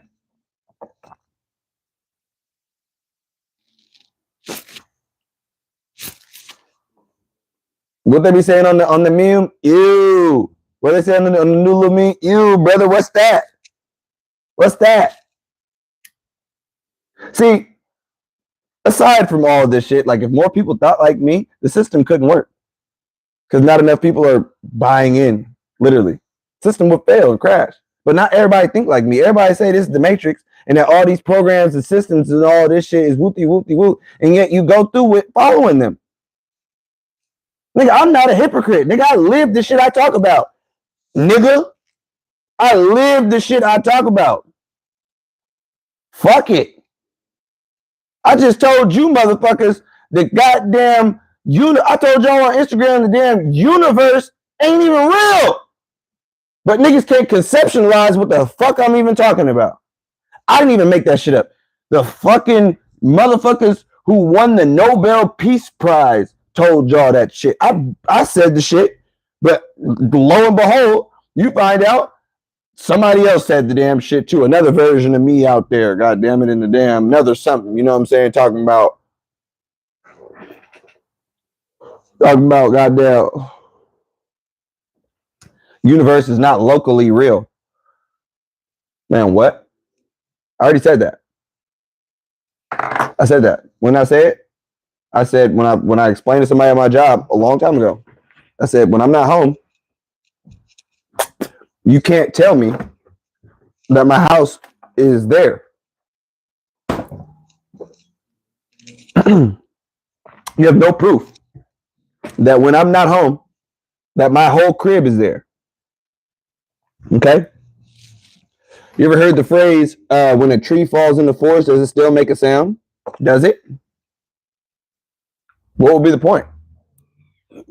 Mm-hmm. I don't know. I don't know the answer to that question. But what they do know, and I actually shared an interesting video a while back. I think my bro in there, B Crypto Smoke, I think he's seen it. When it was actually an experiment. It's a very interesting experiment. And in the experiment, this chick had a computer set up and she had a camera set up, okay? And when she had set up this AI shit, I remember how the program was set up, okay? She set it up to where this program would take pictures and randomize it would take pictures and randomize the name of the person taking the picture and uploading it. You know what I'm saying? Just on some random cat photos online type shit, whatever. So she's looking at the damn computer, and the computer is doing this little X, the little box thing around you, the little red and green box to let you know you're looking at it and whatnot.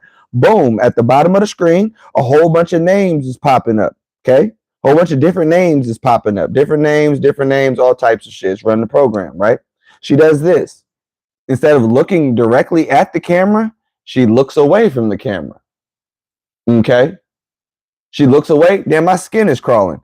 She looks away from the camera because that, even the way I just thought about me looking away from the camera and regardless, let me explain the damn shit, okay? She looks away from the fucking camera, and instead of all of the numbers randomizing, or all the names randomizing, it's still taking pictures and saying names at the bottom, but it's saying the same exact name over and over and over. And then she looks at the camera and starts goddamn whoopty whoop.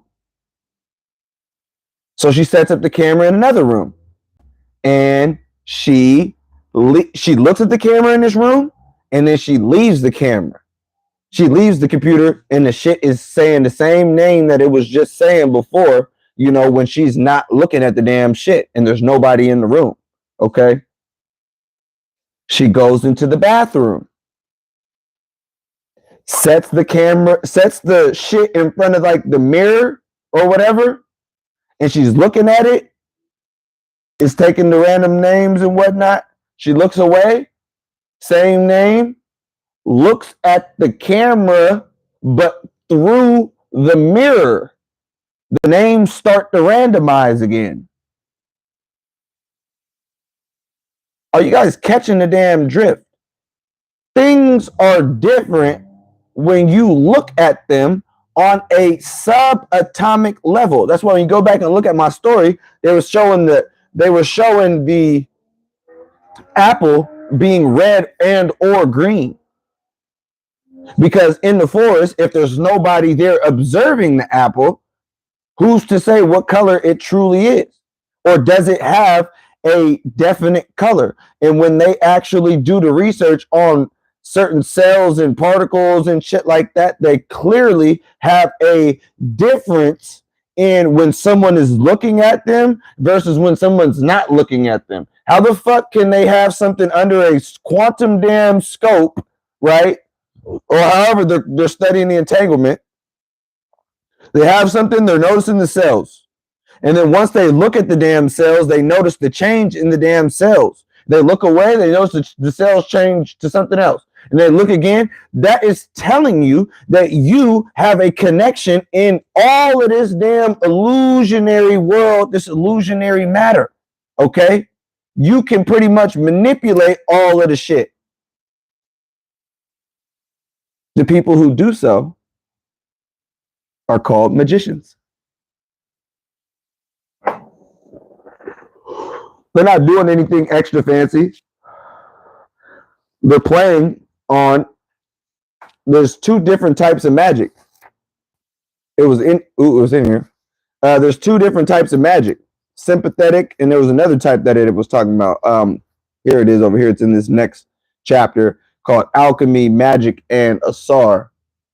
It says, wherefore we must be bold to say, and mind you, this is a bold statement even to say in 2024. It's a bold statement I'm about to say.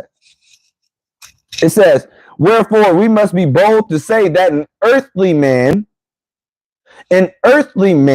is a mortal God, and that the heavenly God is an immortal man.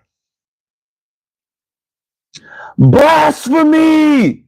He's a heretic! Stone him! Yeah, right. Stone these Glock bullets, nigga. Stone these Glock bullets. I said it. Earthly man is a mortal God, and the heavenly God is an immortal man. To worship a God other than yourself is to worship a God inferior to you. You, as the one in this physical plane, is the one that has all of this shit subject to you. What archetype is that, nigga? That's the god called Heka, nigga. Hecate. You know what I'm saying? Straight like that. Straight like that, straight like that, straight like that. Hecate. So yeah, that's some whole quantum physics, quantum realm, but you have to understand, this world that we're dealing with is on that type of shit. This shit is not what meets the eye, and what you see is not what you see is only as it appears to your naked matrix eye. Remember, if this is all an illusion and the soul is dreaming this, you have to understand everything that you look, and that's why I left bro with that before I left. I was like, bro, stop letting this illusion stress you out. Stop letting this motherfucking illusion beat your motherfucking ass, for real. For real, though. Stop letting the illusionary world affect your internal. The internal is simply what it is internal. The external is simply what it is. It's external. You have to learn how to separate the two.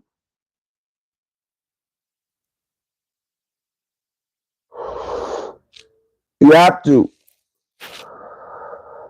There's a time and a place where the two worlds meet, and that time and the place is all the time.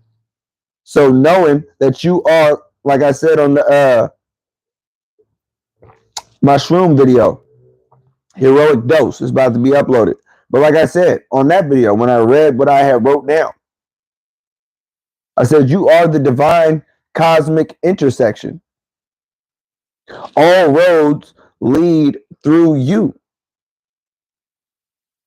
You are the main character in your movie. I am simply a figment of your motherfucking imagination. I don't even really exist for real. Who really does? We're all only figments of people's imagination. And once you die and pass on, all you do is live on in someone's imagination or in their mind. This physical world goes on and on and on and on and on and on. There is no stopping. There is no ending. There is no pauses or breaks or, hey, time out, time out, time out, time out, time out, time out. No, you can't call timeout, nigga. Nah, you ever been playing with somebody and you're whooping their ass and they try to call timeout real quick? Nah, nigga. Ain't no timeout. No, let me look at my moves real quick. Playing Tekken, Mortal Kombat. Let me look at my moves. No, nigga. This shit don't wait for nobody. You got to study your moves on the go, nigga. Learn your moves on the fly. Find the Easter eggs that you left for yourself. If they got the whole damn, if you look at prophecy, just look at prophecy. If someone is seeing something that comes to pass, and it comes to pass because some prophecies have come to pass, that person was connected to the future and at the present moment, which means all of that shit had already happened. If you're able to see the shit take place, we know shit already happened.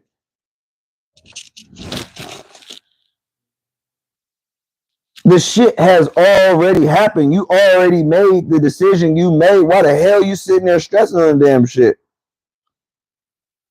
Ain't no need to stress over no choices.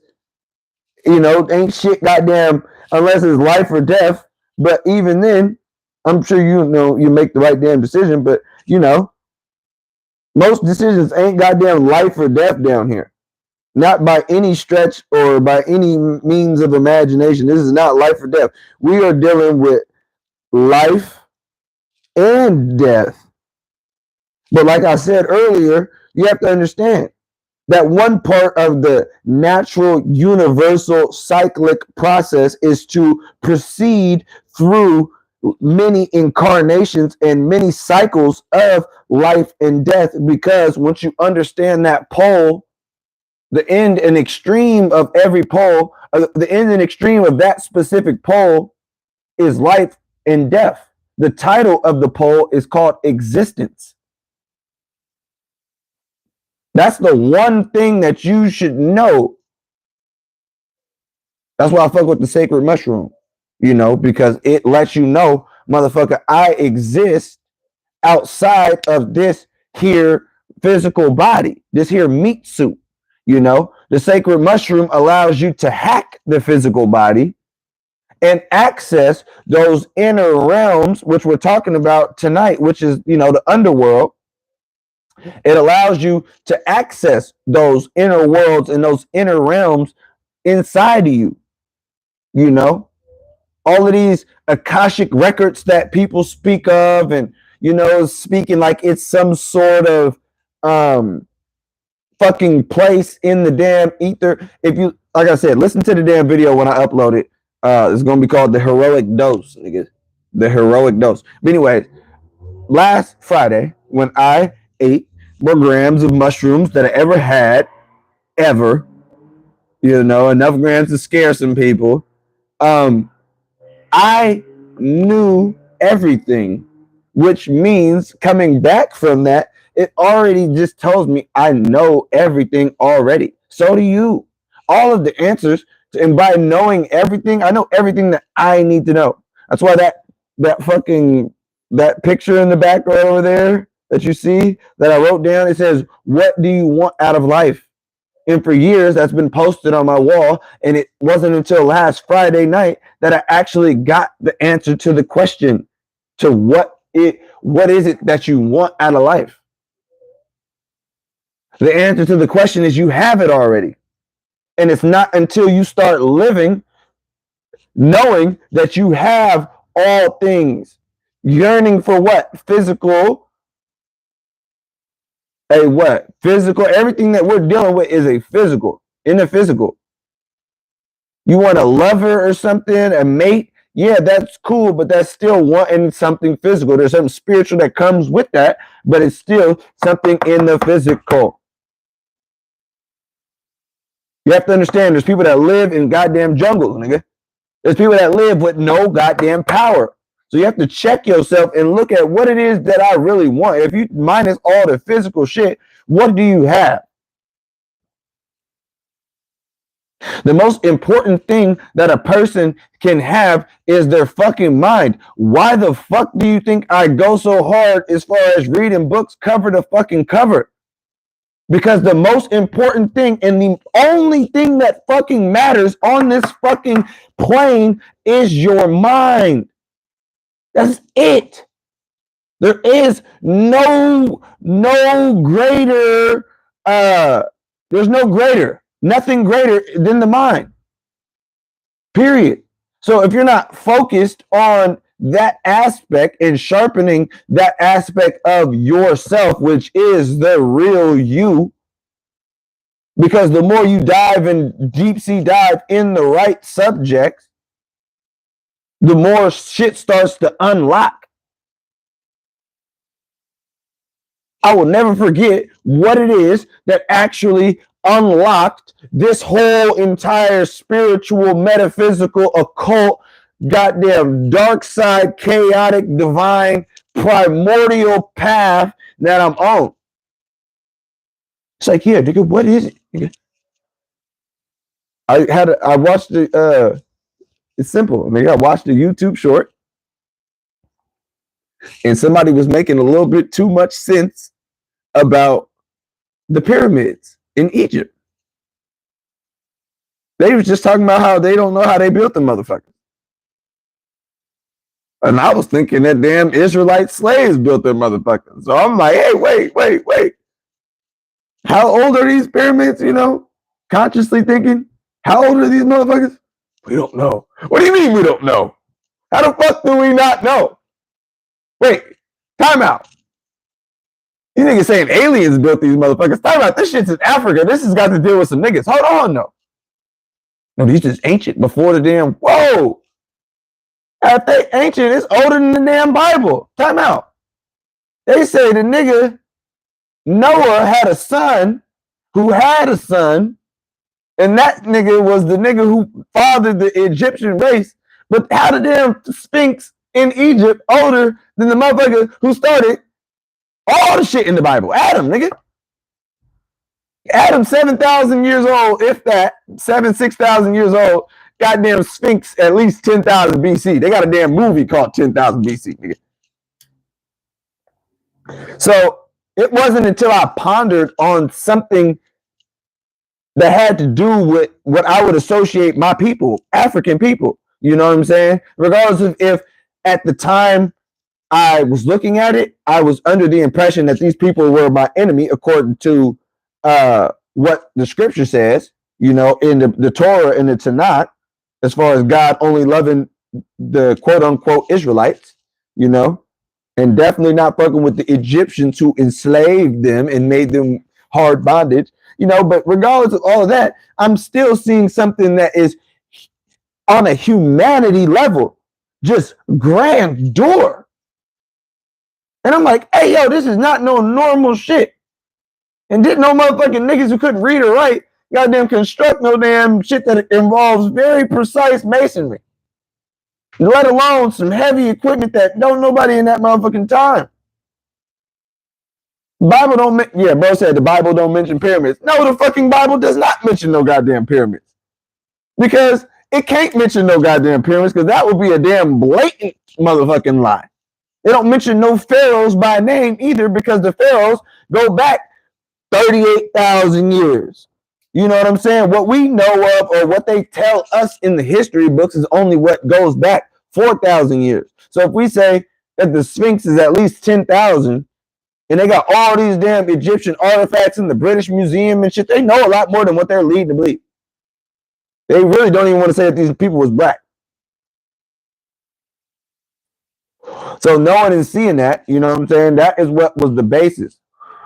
Going back and studying self, studying my motherfucking people, studying people that look like me, you know, ended up finding more truth just in dealing with what these people were dealing with on a spiritual level. Because that's one thing, like I said earlier on, is when you look at a culture and you look at a nation of people, The one thing that you want to know, or if you want to determine how advanced this culture is, you read their mythology. See, the Greek culture has plenty of myths, you know, very elaborate stories, you know, a plethora, pantheons of gods, you know, out of the ass. But it's interesting that their gods all, when they are done, you know, they say some of them go and live in, you know, their different planets and shit. And then, you know, you got some of them that they say go to Ethiopia, or some of them came from Ethiopia. Like, this is what the mythology says. Like, these niggas came out of Ethiopia. Nigga, or even the Greek gods, you know, all of them are getting these mythologies and copying. This is why their shit is so advanced and pretty mysterious in their mythological shit, because they're copying a lot of the stories that come from Egypt. You know, they pretty much took every single one and they made their own myths behind it, twisted it up a little bit. But even then, when you go and study and look it all up, they give the credit where credit's due. You know, Dionysus, who was cut up into 14 pieces, boiled up and shit like that. You know, they say he comes from goddamn an earlier god. The exact deity in which we dealing with, you know, right now is Kementi. What was it? Kementi Amentiu, the foremost Westerner. You know, and the sun sets over here on this west coast. You know what I'm saying? The foremost. God damn it, I'm on the west of the coasters. You know what I'm saying? So it's all interesting. I could go on, but like I said, I'm not gonna keep you guys all night. If you guys are watching this shit a little bit later on YouTube, appreciate you guys tapping in, like the damn video. Okay. To you guys that's watching right now, yes, sir. This is what we do. You know, we break this shit down to the molecule. As far as, you know, whatever we dealing with the soul, dealing with the psyche. And I just wanted to kind of set the base for when I come back on here and we dive back into this shit and we could jump into the whole goddamn aspect of the alchemical transformation. I just wanted to set the stage dealing with the beginning and just how people's psyche actually works, like how humans actually think and how they once thought and how they think today. You know what I'm saying? This concept of being God and not worshiping a God, that when you look at the world today, first of all, that's heresy in goddamn 99% of the world. Second of all, they're gonna call you a, what are they gonna call you? They're gonna call you a Satanist, you know. And the third they're gonna do is, you know, pretty much say you're crazy for saying that you're a god. But like Kanye West said, would it be better if I said I'm a nigga? Is that what you would rather hear me say I'm a nigga than say that I'm a divine chaos being? An uncontrollable chaos being? Yes. Nigga, that's what scares authority, that's what scares people, you know. Someone that is not confound, or someone that is not, you know, adhere to the, you know, boundaries that are placed on man through, he said, call you an apostate. Yeah, because I don't bow to the damn doctrines that were made up by men. Because I don't put all things that go wrong in my life on the world's goddamn scapegoat. You have to understand even where the devil archetype came from. Because humanity made this shit up. This wasn't a, you know, religious thing. Like, no, you know, when humans wanted to fucking put something that was evil on something, they put it on an evil force. They said it was this god right here. This storm god is evil, you know, because he fucking makes floods and fucks up the crops, or, you know what I'm saying? Certain shit is evil. This is the primitive man, you know what I'm saying? The darkness is evil because it's dark outside. You can't see scary shit at night, you know what I'm saying? Just shit by default, you know? Like default ass shit becoming real wicked, real evil. Like Set, for an example, the actual deity, or who they call the devil in this book. You know, where's he at? Said I was done, but fuck you guys.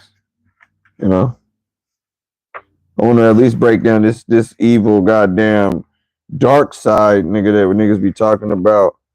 You know what I'm saying? Because all of this is different parts of you. You know what I'm saying? Exactly. What was I just saying? Kenti and Mintu, foremost of the Westerns. The West is, of course, the place of the setting of the sun, and with it, the 12 dangerous night hours that have to be traversed before the consciousness is restored to Earth. Another common name for the god is Winifred, meaning the beautiful. They call that nigga Winifred. Where the fuck is Set at, though? Because people trying to go through this life without embracing both sides. I told you, ain't nobody all the way good. You know? I'm good to people that are good to me. But it depends on the situation now. You know? Because I'm not just no damn fool now. I done seen, and I'm conscious, nigga. I done seen my people goddamn getting fucked up from goddamn being a nice guy. People in general, nigga, this world is fucked up. When I say going around being an asshole, I'm just saying, just don't be goddamn stupid. You dig? Where the fuck is this nigga Set at?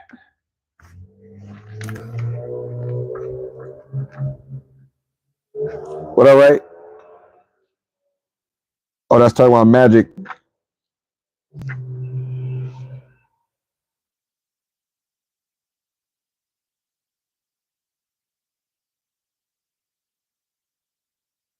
Yeah, we'll read that later. What was that? Rise Up, Heru. I had niggas scared at work reading this shit. I don't know why people see Egyptian shit and get scared or something and be like, what the fuck? You know? Because here's the thing. Hold on. I'm looking for this part where it breaks down Set Typhon. And I was actually about to post this picture on my story, Alchemical. You know what I'm saying? I think this was painted by Michael Mayer, or who they call Michael Meyer. This painting is called the Entombed King. You feel me? And you see Cuz getting put into the box. And then you later see Cuz over here getting chopped up into pieces and shit like that. That's high spiritual science. You feel me? That's high spiritual science right there. You feel me? Bro said keep it going. Oh shit. Let me at least find this part dealing with Set though. Chapter 3, Disturbance in the Matrix. Where we at? Okay, boom, no. Nut. Where the fuck is this nigga Set Typhon? Lead, Saturn. Oh, this is some shit. This is some shit. We might have to read this part right here, though, for surely. We might have to say, hold on Cuz. Because goddamn, Rise Up. Fake ass phallic tree. Let me go a little bit deeper in this motherfucker. No, it wasn't even that deep. All right, I'm about to read this part right here. I know you guys is like, what the fuck? Hey, but whatever, bro. I'm trying to figure this shit out. When you have the entire book highlighted, only thing I could do is like put sticky notes in there and try to fucking do. But here's the thing. If I was organized, this shit wouldn't go right. You know, sometimes you got to be a little, you know what I'm saying, all fucked up. You got to be fucked up. You got to be fucked up. That's what I say. Anybody, you look at all the people in the history of all the shit. You know what I'm saying? Even all the greats at anything, nigga, they was fucked up a little bit. You know what I'm saying? They talk about Michael Jordan and shit, and they was fucked up. Gambling and shit, all types of shit. It's fucked up. Tom Brady, motherfucker, was fucked up too. Everybody got some, what they call right here, some dark deeds. I don't want to hear it. I don't want to hear it. They may not be grotesque, You know what I'm saying? It's super wicked, you know what I'm saying? But they, you know what I'm saying? I'm about to read this part though. Fuck it. We're dealing with alchemical transformations. We're gonna deal with some of the alchemical goddamn components of the damn shit. Fuck it. All right. It says because we're dealing with the different alchemical breakdowns. It says alchemists believe that there are 7 metals: lead, quicksilver, tin, iron, copper, silver, and gold that have psychic and physical qualities ranging from inferior to grossly or remarkably refined. Lead, the least refined, is not simply a metal. It symbolizes a state of mind best described as lethargy, melancholia, and depression. So we understand Osiris's weariness. So you understand that Osiris was put in a damn coffin, and from that coffin was goddamn um, put lead bands around the coffin. You know, that was the science of the alchemy. You know, which you know it describes Osiris' weariness represent a dark, unrefined condition. Lead's more positive attributes include restriction, discipline, and tenacity. Long before Saturn was associated with lead because of this affinity with death, Seth was the agent of limitation, constriction, and the operation of coagulito. Um, that Seth should choose lead to bind the vessel containing Osiris reveals a perfect metaphor for the beginning of the alchemical work. In this first stage, the Negrito, or what I like to call melanosis, it says the prima materia is constricted, strangled, and dried out in every imaginable way for only applying these operations. No, for only by applying these operations, calcinatio and separatio, can all the metals' poisons be leached out and a new life begin. Unlike other metals, lead does not respond to light, yet it contains its own light. If the metal is pulverized, it instantly bursts into flames. As such, lead was believed to contain its own redemption. Young, quoting from Elias Ashmole's 17th century opus, you got to tap in with Ashmole too, the alchemist. You know, the Theatrum Chemicum Britannicum says, "For as lead burns up and removes all the imperfections of metals, so likewise tribulation in this life cleanses us from the many blemishes from which we have incurred." And this is why I like to say, you know, pain and suffering is the real shit. Because if you ain't going through, you know, some form of calcium, some form of these, you know, fucked up ass shit that you got to put the metal through, you know, to try to get the gold, or to even purify it or refine it. Why do you think the Bible, the Holy Biblios, or the Helios Biblios, talks about I will refine you like silver and gold. I will put you in the furnace and refine you as tin. I will try you as gold is tried, try you as silver. All that is talking about alchemy. Okay? All that is talking about alchemy. All right?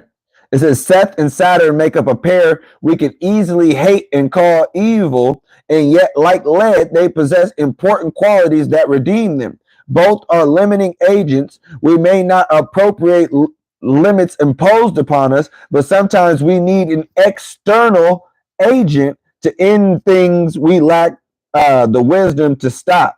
Often these gods do our dirty work. Individuation typically involves some form of dirty work in its formative stage. Darkness is the tincture that makes a person whole. Light alone does not get the job done. So why does darkness make a person whole? Darkness simply makes a person whole because you can't be all of one thing. It's not real. Nobody's all anything. In some way, shape, or form, there is a duality to it, you know? Especially someone that's doing the work. In order for you to become the whole of whole, you have to understand you can't hide the dark side of yourself, or else it just pokes at you and pries at you. And this is where motherfuckers go crazy at, you know, not understanding who the fuck they is, you know. It says, one does not become enlightened, says Jung, by imagining figures of light, but by making the darkness conscious. This work is precisely what the alchemists were willing to do, and what today is the dirty job handed over to therapists.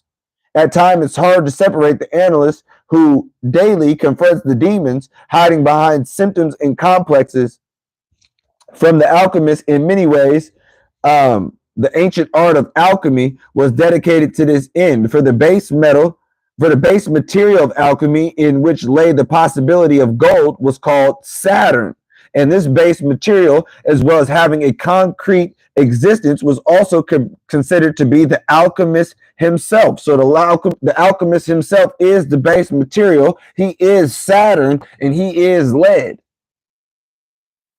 Of course, I call myself the Padawan alchemist because of many reasons, but I was also born on Saturday, which is Saturn's day, nigga. The beginning of the damn shit. Okay, of the alchemical negrito, all the shits. All right. It says modern psychology, which is paralleling more and more with the path of alchemists, also seeks to make a friend of Saturn, although he is called by many other names. Seth was one of the names, and lead was his primary material. Okay. Seth was also associated with Mercury. Okay, Mercury is also Tahuti too. Oh, no, they're talking about the element, not Mercury, the god. Okay, my bad. Each of the children of Nut and Geb was thought to endow the stars with particular function. Thus, Heru was associated with Mars, which makes perfect fucking sense because Mars is always right the fuck there. When I look at the star map, that motherfucker red. You can see that nigga all the damn time. Nigga right there. Point out. That nigga is right there. Anyways, Heru, Mars, Jupiter, and Saturn. Of course, shout out to, Heru. Ra or Osiris with Venus. Okay, and as for Set, although he was identified with the planet Mercury, he was above all associated with the constellation of the Great Bear, in which he was visible at all times. This constellation was tied like a stake to the North Star, and therefore he never sank below the horizon, the place of Osiris's eventual home. In this way, Osiris is protected against further being harmed by Seth, still by somewhat surpassing to learn Seth's presence.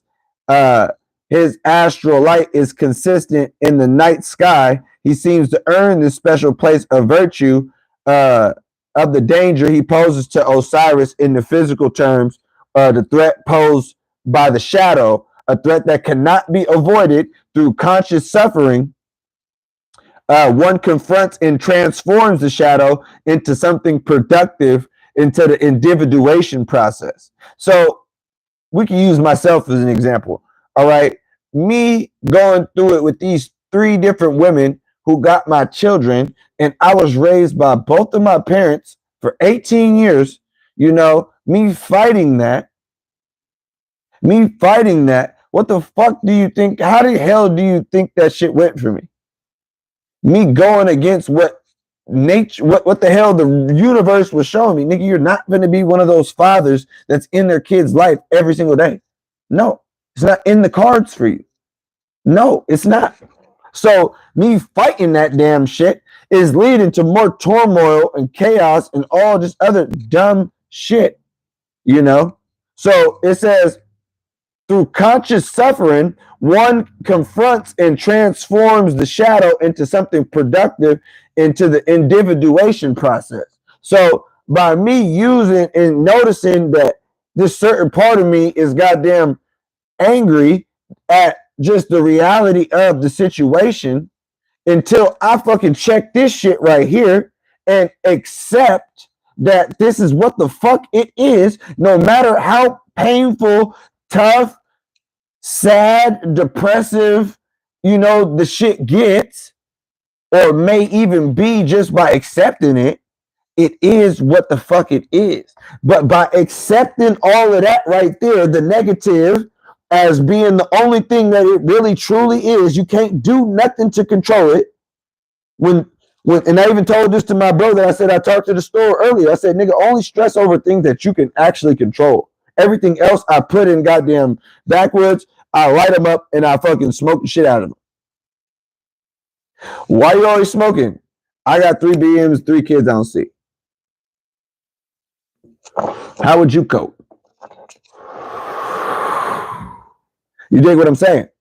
So we have to understand this individuation process is nothing easy. We are dealing with a god, Osiris. We're talking about embodying Osiris, Osiris being the alchemical transformation.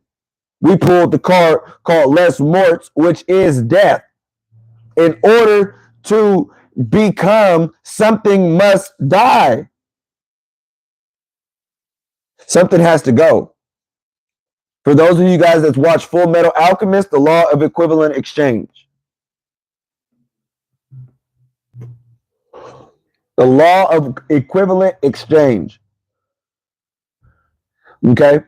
The alchemists viewed lead as an ideal metaphor for human beings. For in the midst of our very darkness, we contain the light and a fire of consciousness. Okay?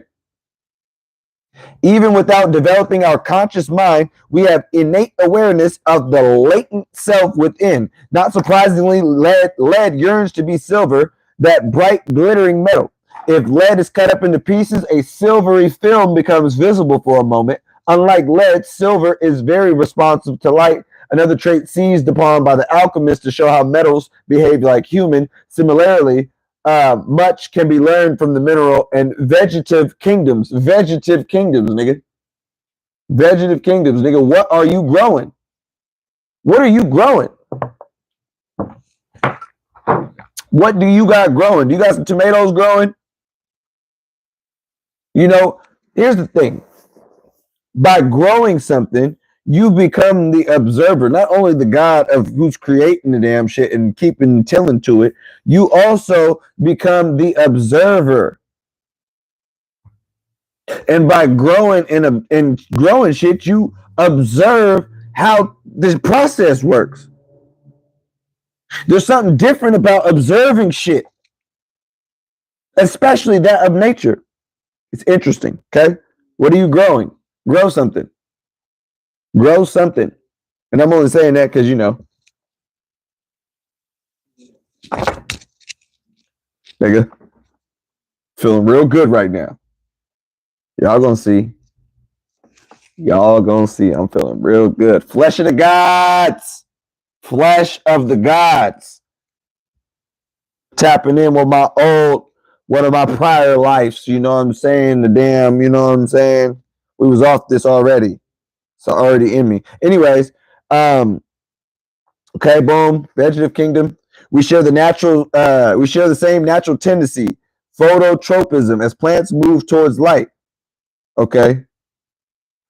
Or, and here's the thing, I added something to what he wrote. I actually wrote in this book. Okay. They said we share the same natural tendency, phototropism, as plants move towards the light. And I wrote, or like how shrooms grow in the dark. Because mushrooms don't need light to grow. And yet they still go through the whole process and still fruit.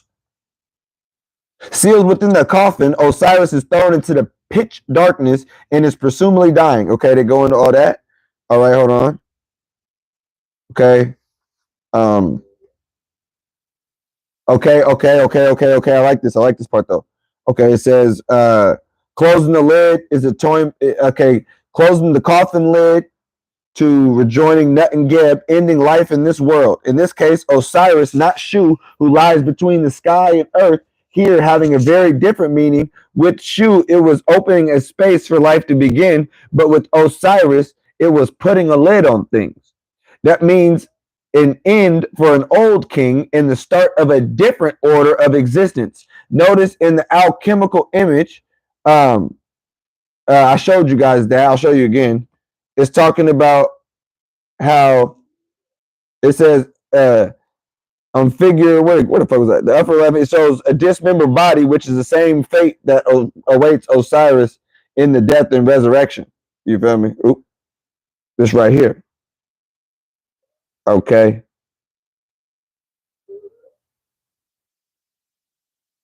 Hold on, I'm reading some shit to see if it's okay. Okay, this I gotta keep going with the shit. All right, it says creation is not the same as transformation. Osiris didn't die a natural death, but was murdered. In medieval times, when the natural order went awry, a deadly shout rang demanding the king's head. Killing a king was an extraordinary event, something akin in modern time to killing the Pope or the Supreme Mullah. Okay? In instance, it was a ritual murder of a god, which has profound mystical implications. To understand the significance of Osiris' murder, we must look beyond the human dimensions. We are seeing a profound shift in the Egyptian cosmology in which the god of fertility actually becomes Earth, in a central mystery that can be understood for us to get past the horror and murder of it, discover its deeper meaning. The ancients lived the myth and did not have advantage of the conscious reflection that comes with an individual. Hold on, it says, for centuries, the alchemists pondered this mystery and realized insights that may have been unavailable to Egyptians. The ancients lived the myth and did not have the advantage of the conscious reflection that comes with an individual ego and the passage of time. Yes, I like what he says right there, because it's very easy to look back and be able to break down all these things when you're not the one that's living these things. You know, these people back in ancient Kemet actually lived this Osirian drama in their lives. Like, this was their lives, hence it was put into a myth, you know. Now, centuries later, the alchemists realized the necessity of this murder and its symbolic use in the psychological laboratory. In their manuscripts, it is in an old recipe instructing the adept on how to begin the work. The king must die for the son to be born. A formula that echoes the cry of medieval people. Okay, boom. Now that's talking about, it says in the Book of the Dead, yesterday is Osiris and tomorrow is Re. And on that day, when the enemies of the Lord of all are destroyed, and when his son Horus is established as the ruler. Okay. So we understand, like I said, through death, you know, the king got to die for the son to be born. You feel me? Straight like that. Straight like that. Straight like that. What is that? Light in the dark. Okay, now I'm gonna break down one of them pictures that I showed on my shit. The one with the female, and then with all of the different cosmologies behind it. It says each of us contains an inner light. The light of this physical being may be extinguished, but hold on. Oh, but his soul is drifting towards liberation. Okay, that's talking about Asar. Okay, each of us contains an inner light that has many names. The world, soul, Amina Monday, Anima Mundi, the transcendent self-envision that light has trapped within our decaying body, a self-serving ego, and a more generally the unconscious. From time immemorial, there have been taboos to keep one from discovering this divine inner light. For unless we are ready to receive it, we will either misuse the sacred light or destroy ourselves. Okay. Boom. We cannot consider the importance of this light. We cannot simply consider the importance of this light without speaking of it in terms of darkness. In the modern era, this dichotomy is more sharply divided than it was for the Egyptians. They had Mayat, okay, Wooty Woo.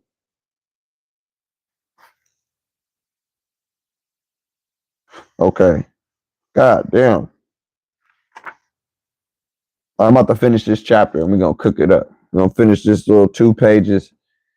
Nigga been up since 3 o'clock in the goddamn morning, nigga. What time is it? 8:12. God damn, y'all. Bringing out this science, though. But hold up, though, my nigga. I did this last night, recording the goddamn podcast, having goddamn sleep for dinner. We're not doing that tonight. You know what we're gonna do? Slap some shit in the air fryer on the mystery session, nigga. Let me slap this goddamn chicken in the damn air fryer on the mystery session, nigga. Fuck that. Fuck that. Slap this goddamn chicken in this motherfucker air fryer. What the fuck talking about, man? What are they talking about, cuz? Chicken, nigga. Hungry as hell. Slap some motherfucking chicken in the air fryer, nigga. Okay. Boom. Boom. All right, boom, boom. What we talking about? What we talking about? Had this shit on marinade. Okay, I feel at least a little better now. Like, god damn, at least I'm not gonna get off this bitch. It'd be late as fuck. I gotta wake up at 3 o'clock in the morning again, and I don't fucking eat no goddamn food, nigga.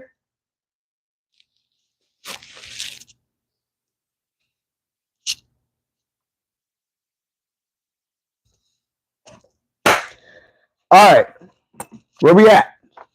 This is some shit though. This is why I popped that shit in the goddamn that air fryer. Cause we gotta deal with this couple pages, because these last couple pages is just fuego. Fuego. Peace to the gods. Peace to all the goddesses. Appreciate you guys coming in, tapping in. For those that are listening live, if you guys happen to make it this far, listening on YouTube, not live, peace to the guys. I'll shade. All right, listen. Set is a limiting agent necessary for the transformation of Osiris. Necessary for the transformation Osiris is to suffer. So understand, this person that they call the devil, Set, is a necessary agent. If he don't do what he do in the mythology, we don't have this conversation. So let's understand why he's important. Set brings us to excess, to the brink of desire and madness, so much that we are unavoidably confronted with the ultimate limit of desire, death. Examples abound to illustrate the ravages of excess. For the alcoholic who has exhausted the capacities of his liver, death is one drink away. The concupiscence, whatever the fuck that word is, of the pedophile priest is doomed to a spiritual death in hell. Ironically, excess of desires either brings death or redemption. We will either submit to temptation or we will die, as we shall see in the case of Osiris, or transcend it and live eternally. Hold on. Set isn't alone in conducting his demonic deeds. While he brings death, his confederates are the agents of decay and dissolution. So you got to understand, dissolution and decay are two alchemical processes necessary, all right, to dissolve the shit, right? Dissolve its outer layer. So if you was all rusty and shit like that, I'd have to throw you in the motherfucking acid, nigga. I'd have to hook a positive and negative wire on you, throw you in some hydrochloric acid, and then turn on a little electricity to goddamn start this decay and dissolution of that goddamn rust on the metal, on the lead. Okay? Talk to me. Okay? Osiris' suffering is a model for all of us, since without suffering, the hidden light cannot be achieved. Set is something of an alchemist who, man, this is the most fire. Listen, y'all. Because this is who the whole devil is based off of, and all later mythologies, Christianity and shit's all based on Set. Okay? It says, Set is something of an alchemist who unconsciously goes about blindly transmuting sleeping nature into a fully awakened state. This view of evil is radically different from one most of us are used to, but when we consider that Set had many followers, Seti the First, the architect of Osiris's tomb at Abydos, was the son of Set.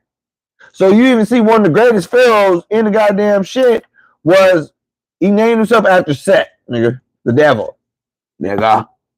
Anyways, it says Oh, since he did that, we are forced to reevaluate his function in the transformation of consciousness.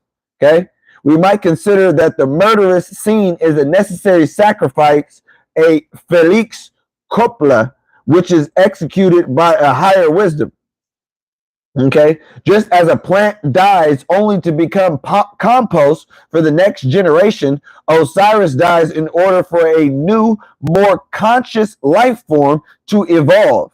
Alchemists said the corruption of one generation, no, the corruption of one is the generation of another. This generation takes him out of the conscious realm and deep into the collective unconscious. It says Osiris' coffin is the vas hermeticum, the vessel in which the god's transformation takes place. In these various interpretations, the coffin is referred to as a chest, tomb, or sarcophagus. Alchemists believe that this sacred box is just as important as what occurs inside of it. Okay, they got to talk about the magician would name his box after Anubis. Okay, the box is sometimes depicted as a skull or a vas mentalius, of which the chief elements in the stages of work are insulated from outside contamination.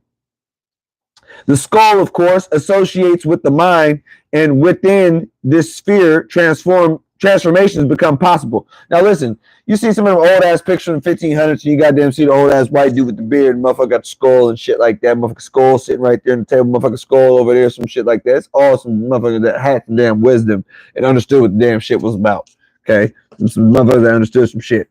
All right, motherfuckers nowadays will say they was on some shit back in the 1500s, but I'll tell you, motherfuckers on some alchemy. Right. Period. Okay. The skull, of course, associates with the mind, and within the sphere that transformations become possible, the hermetic vessel, is oneself.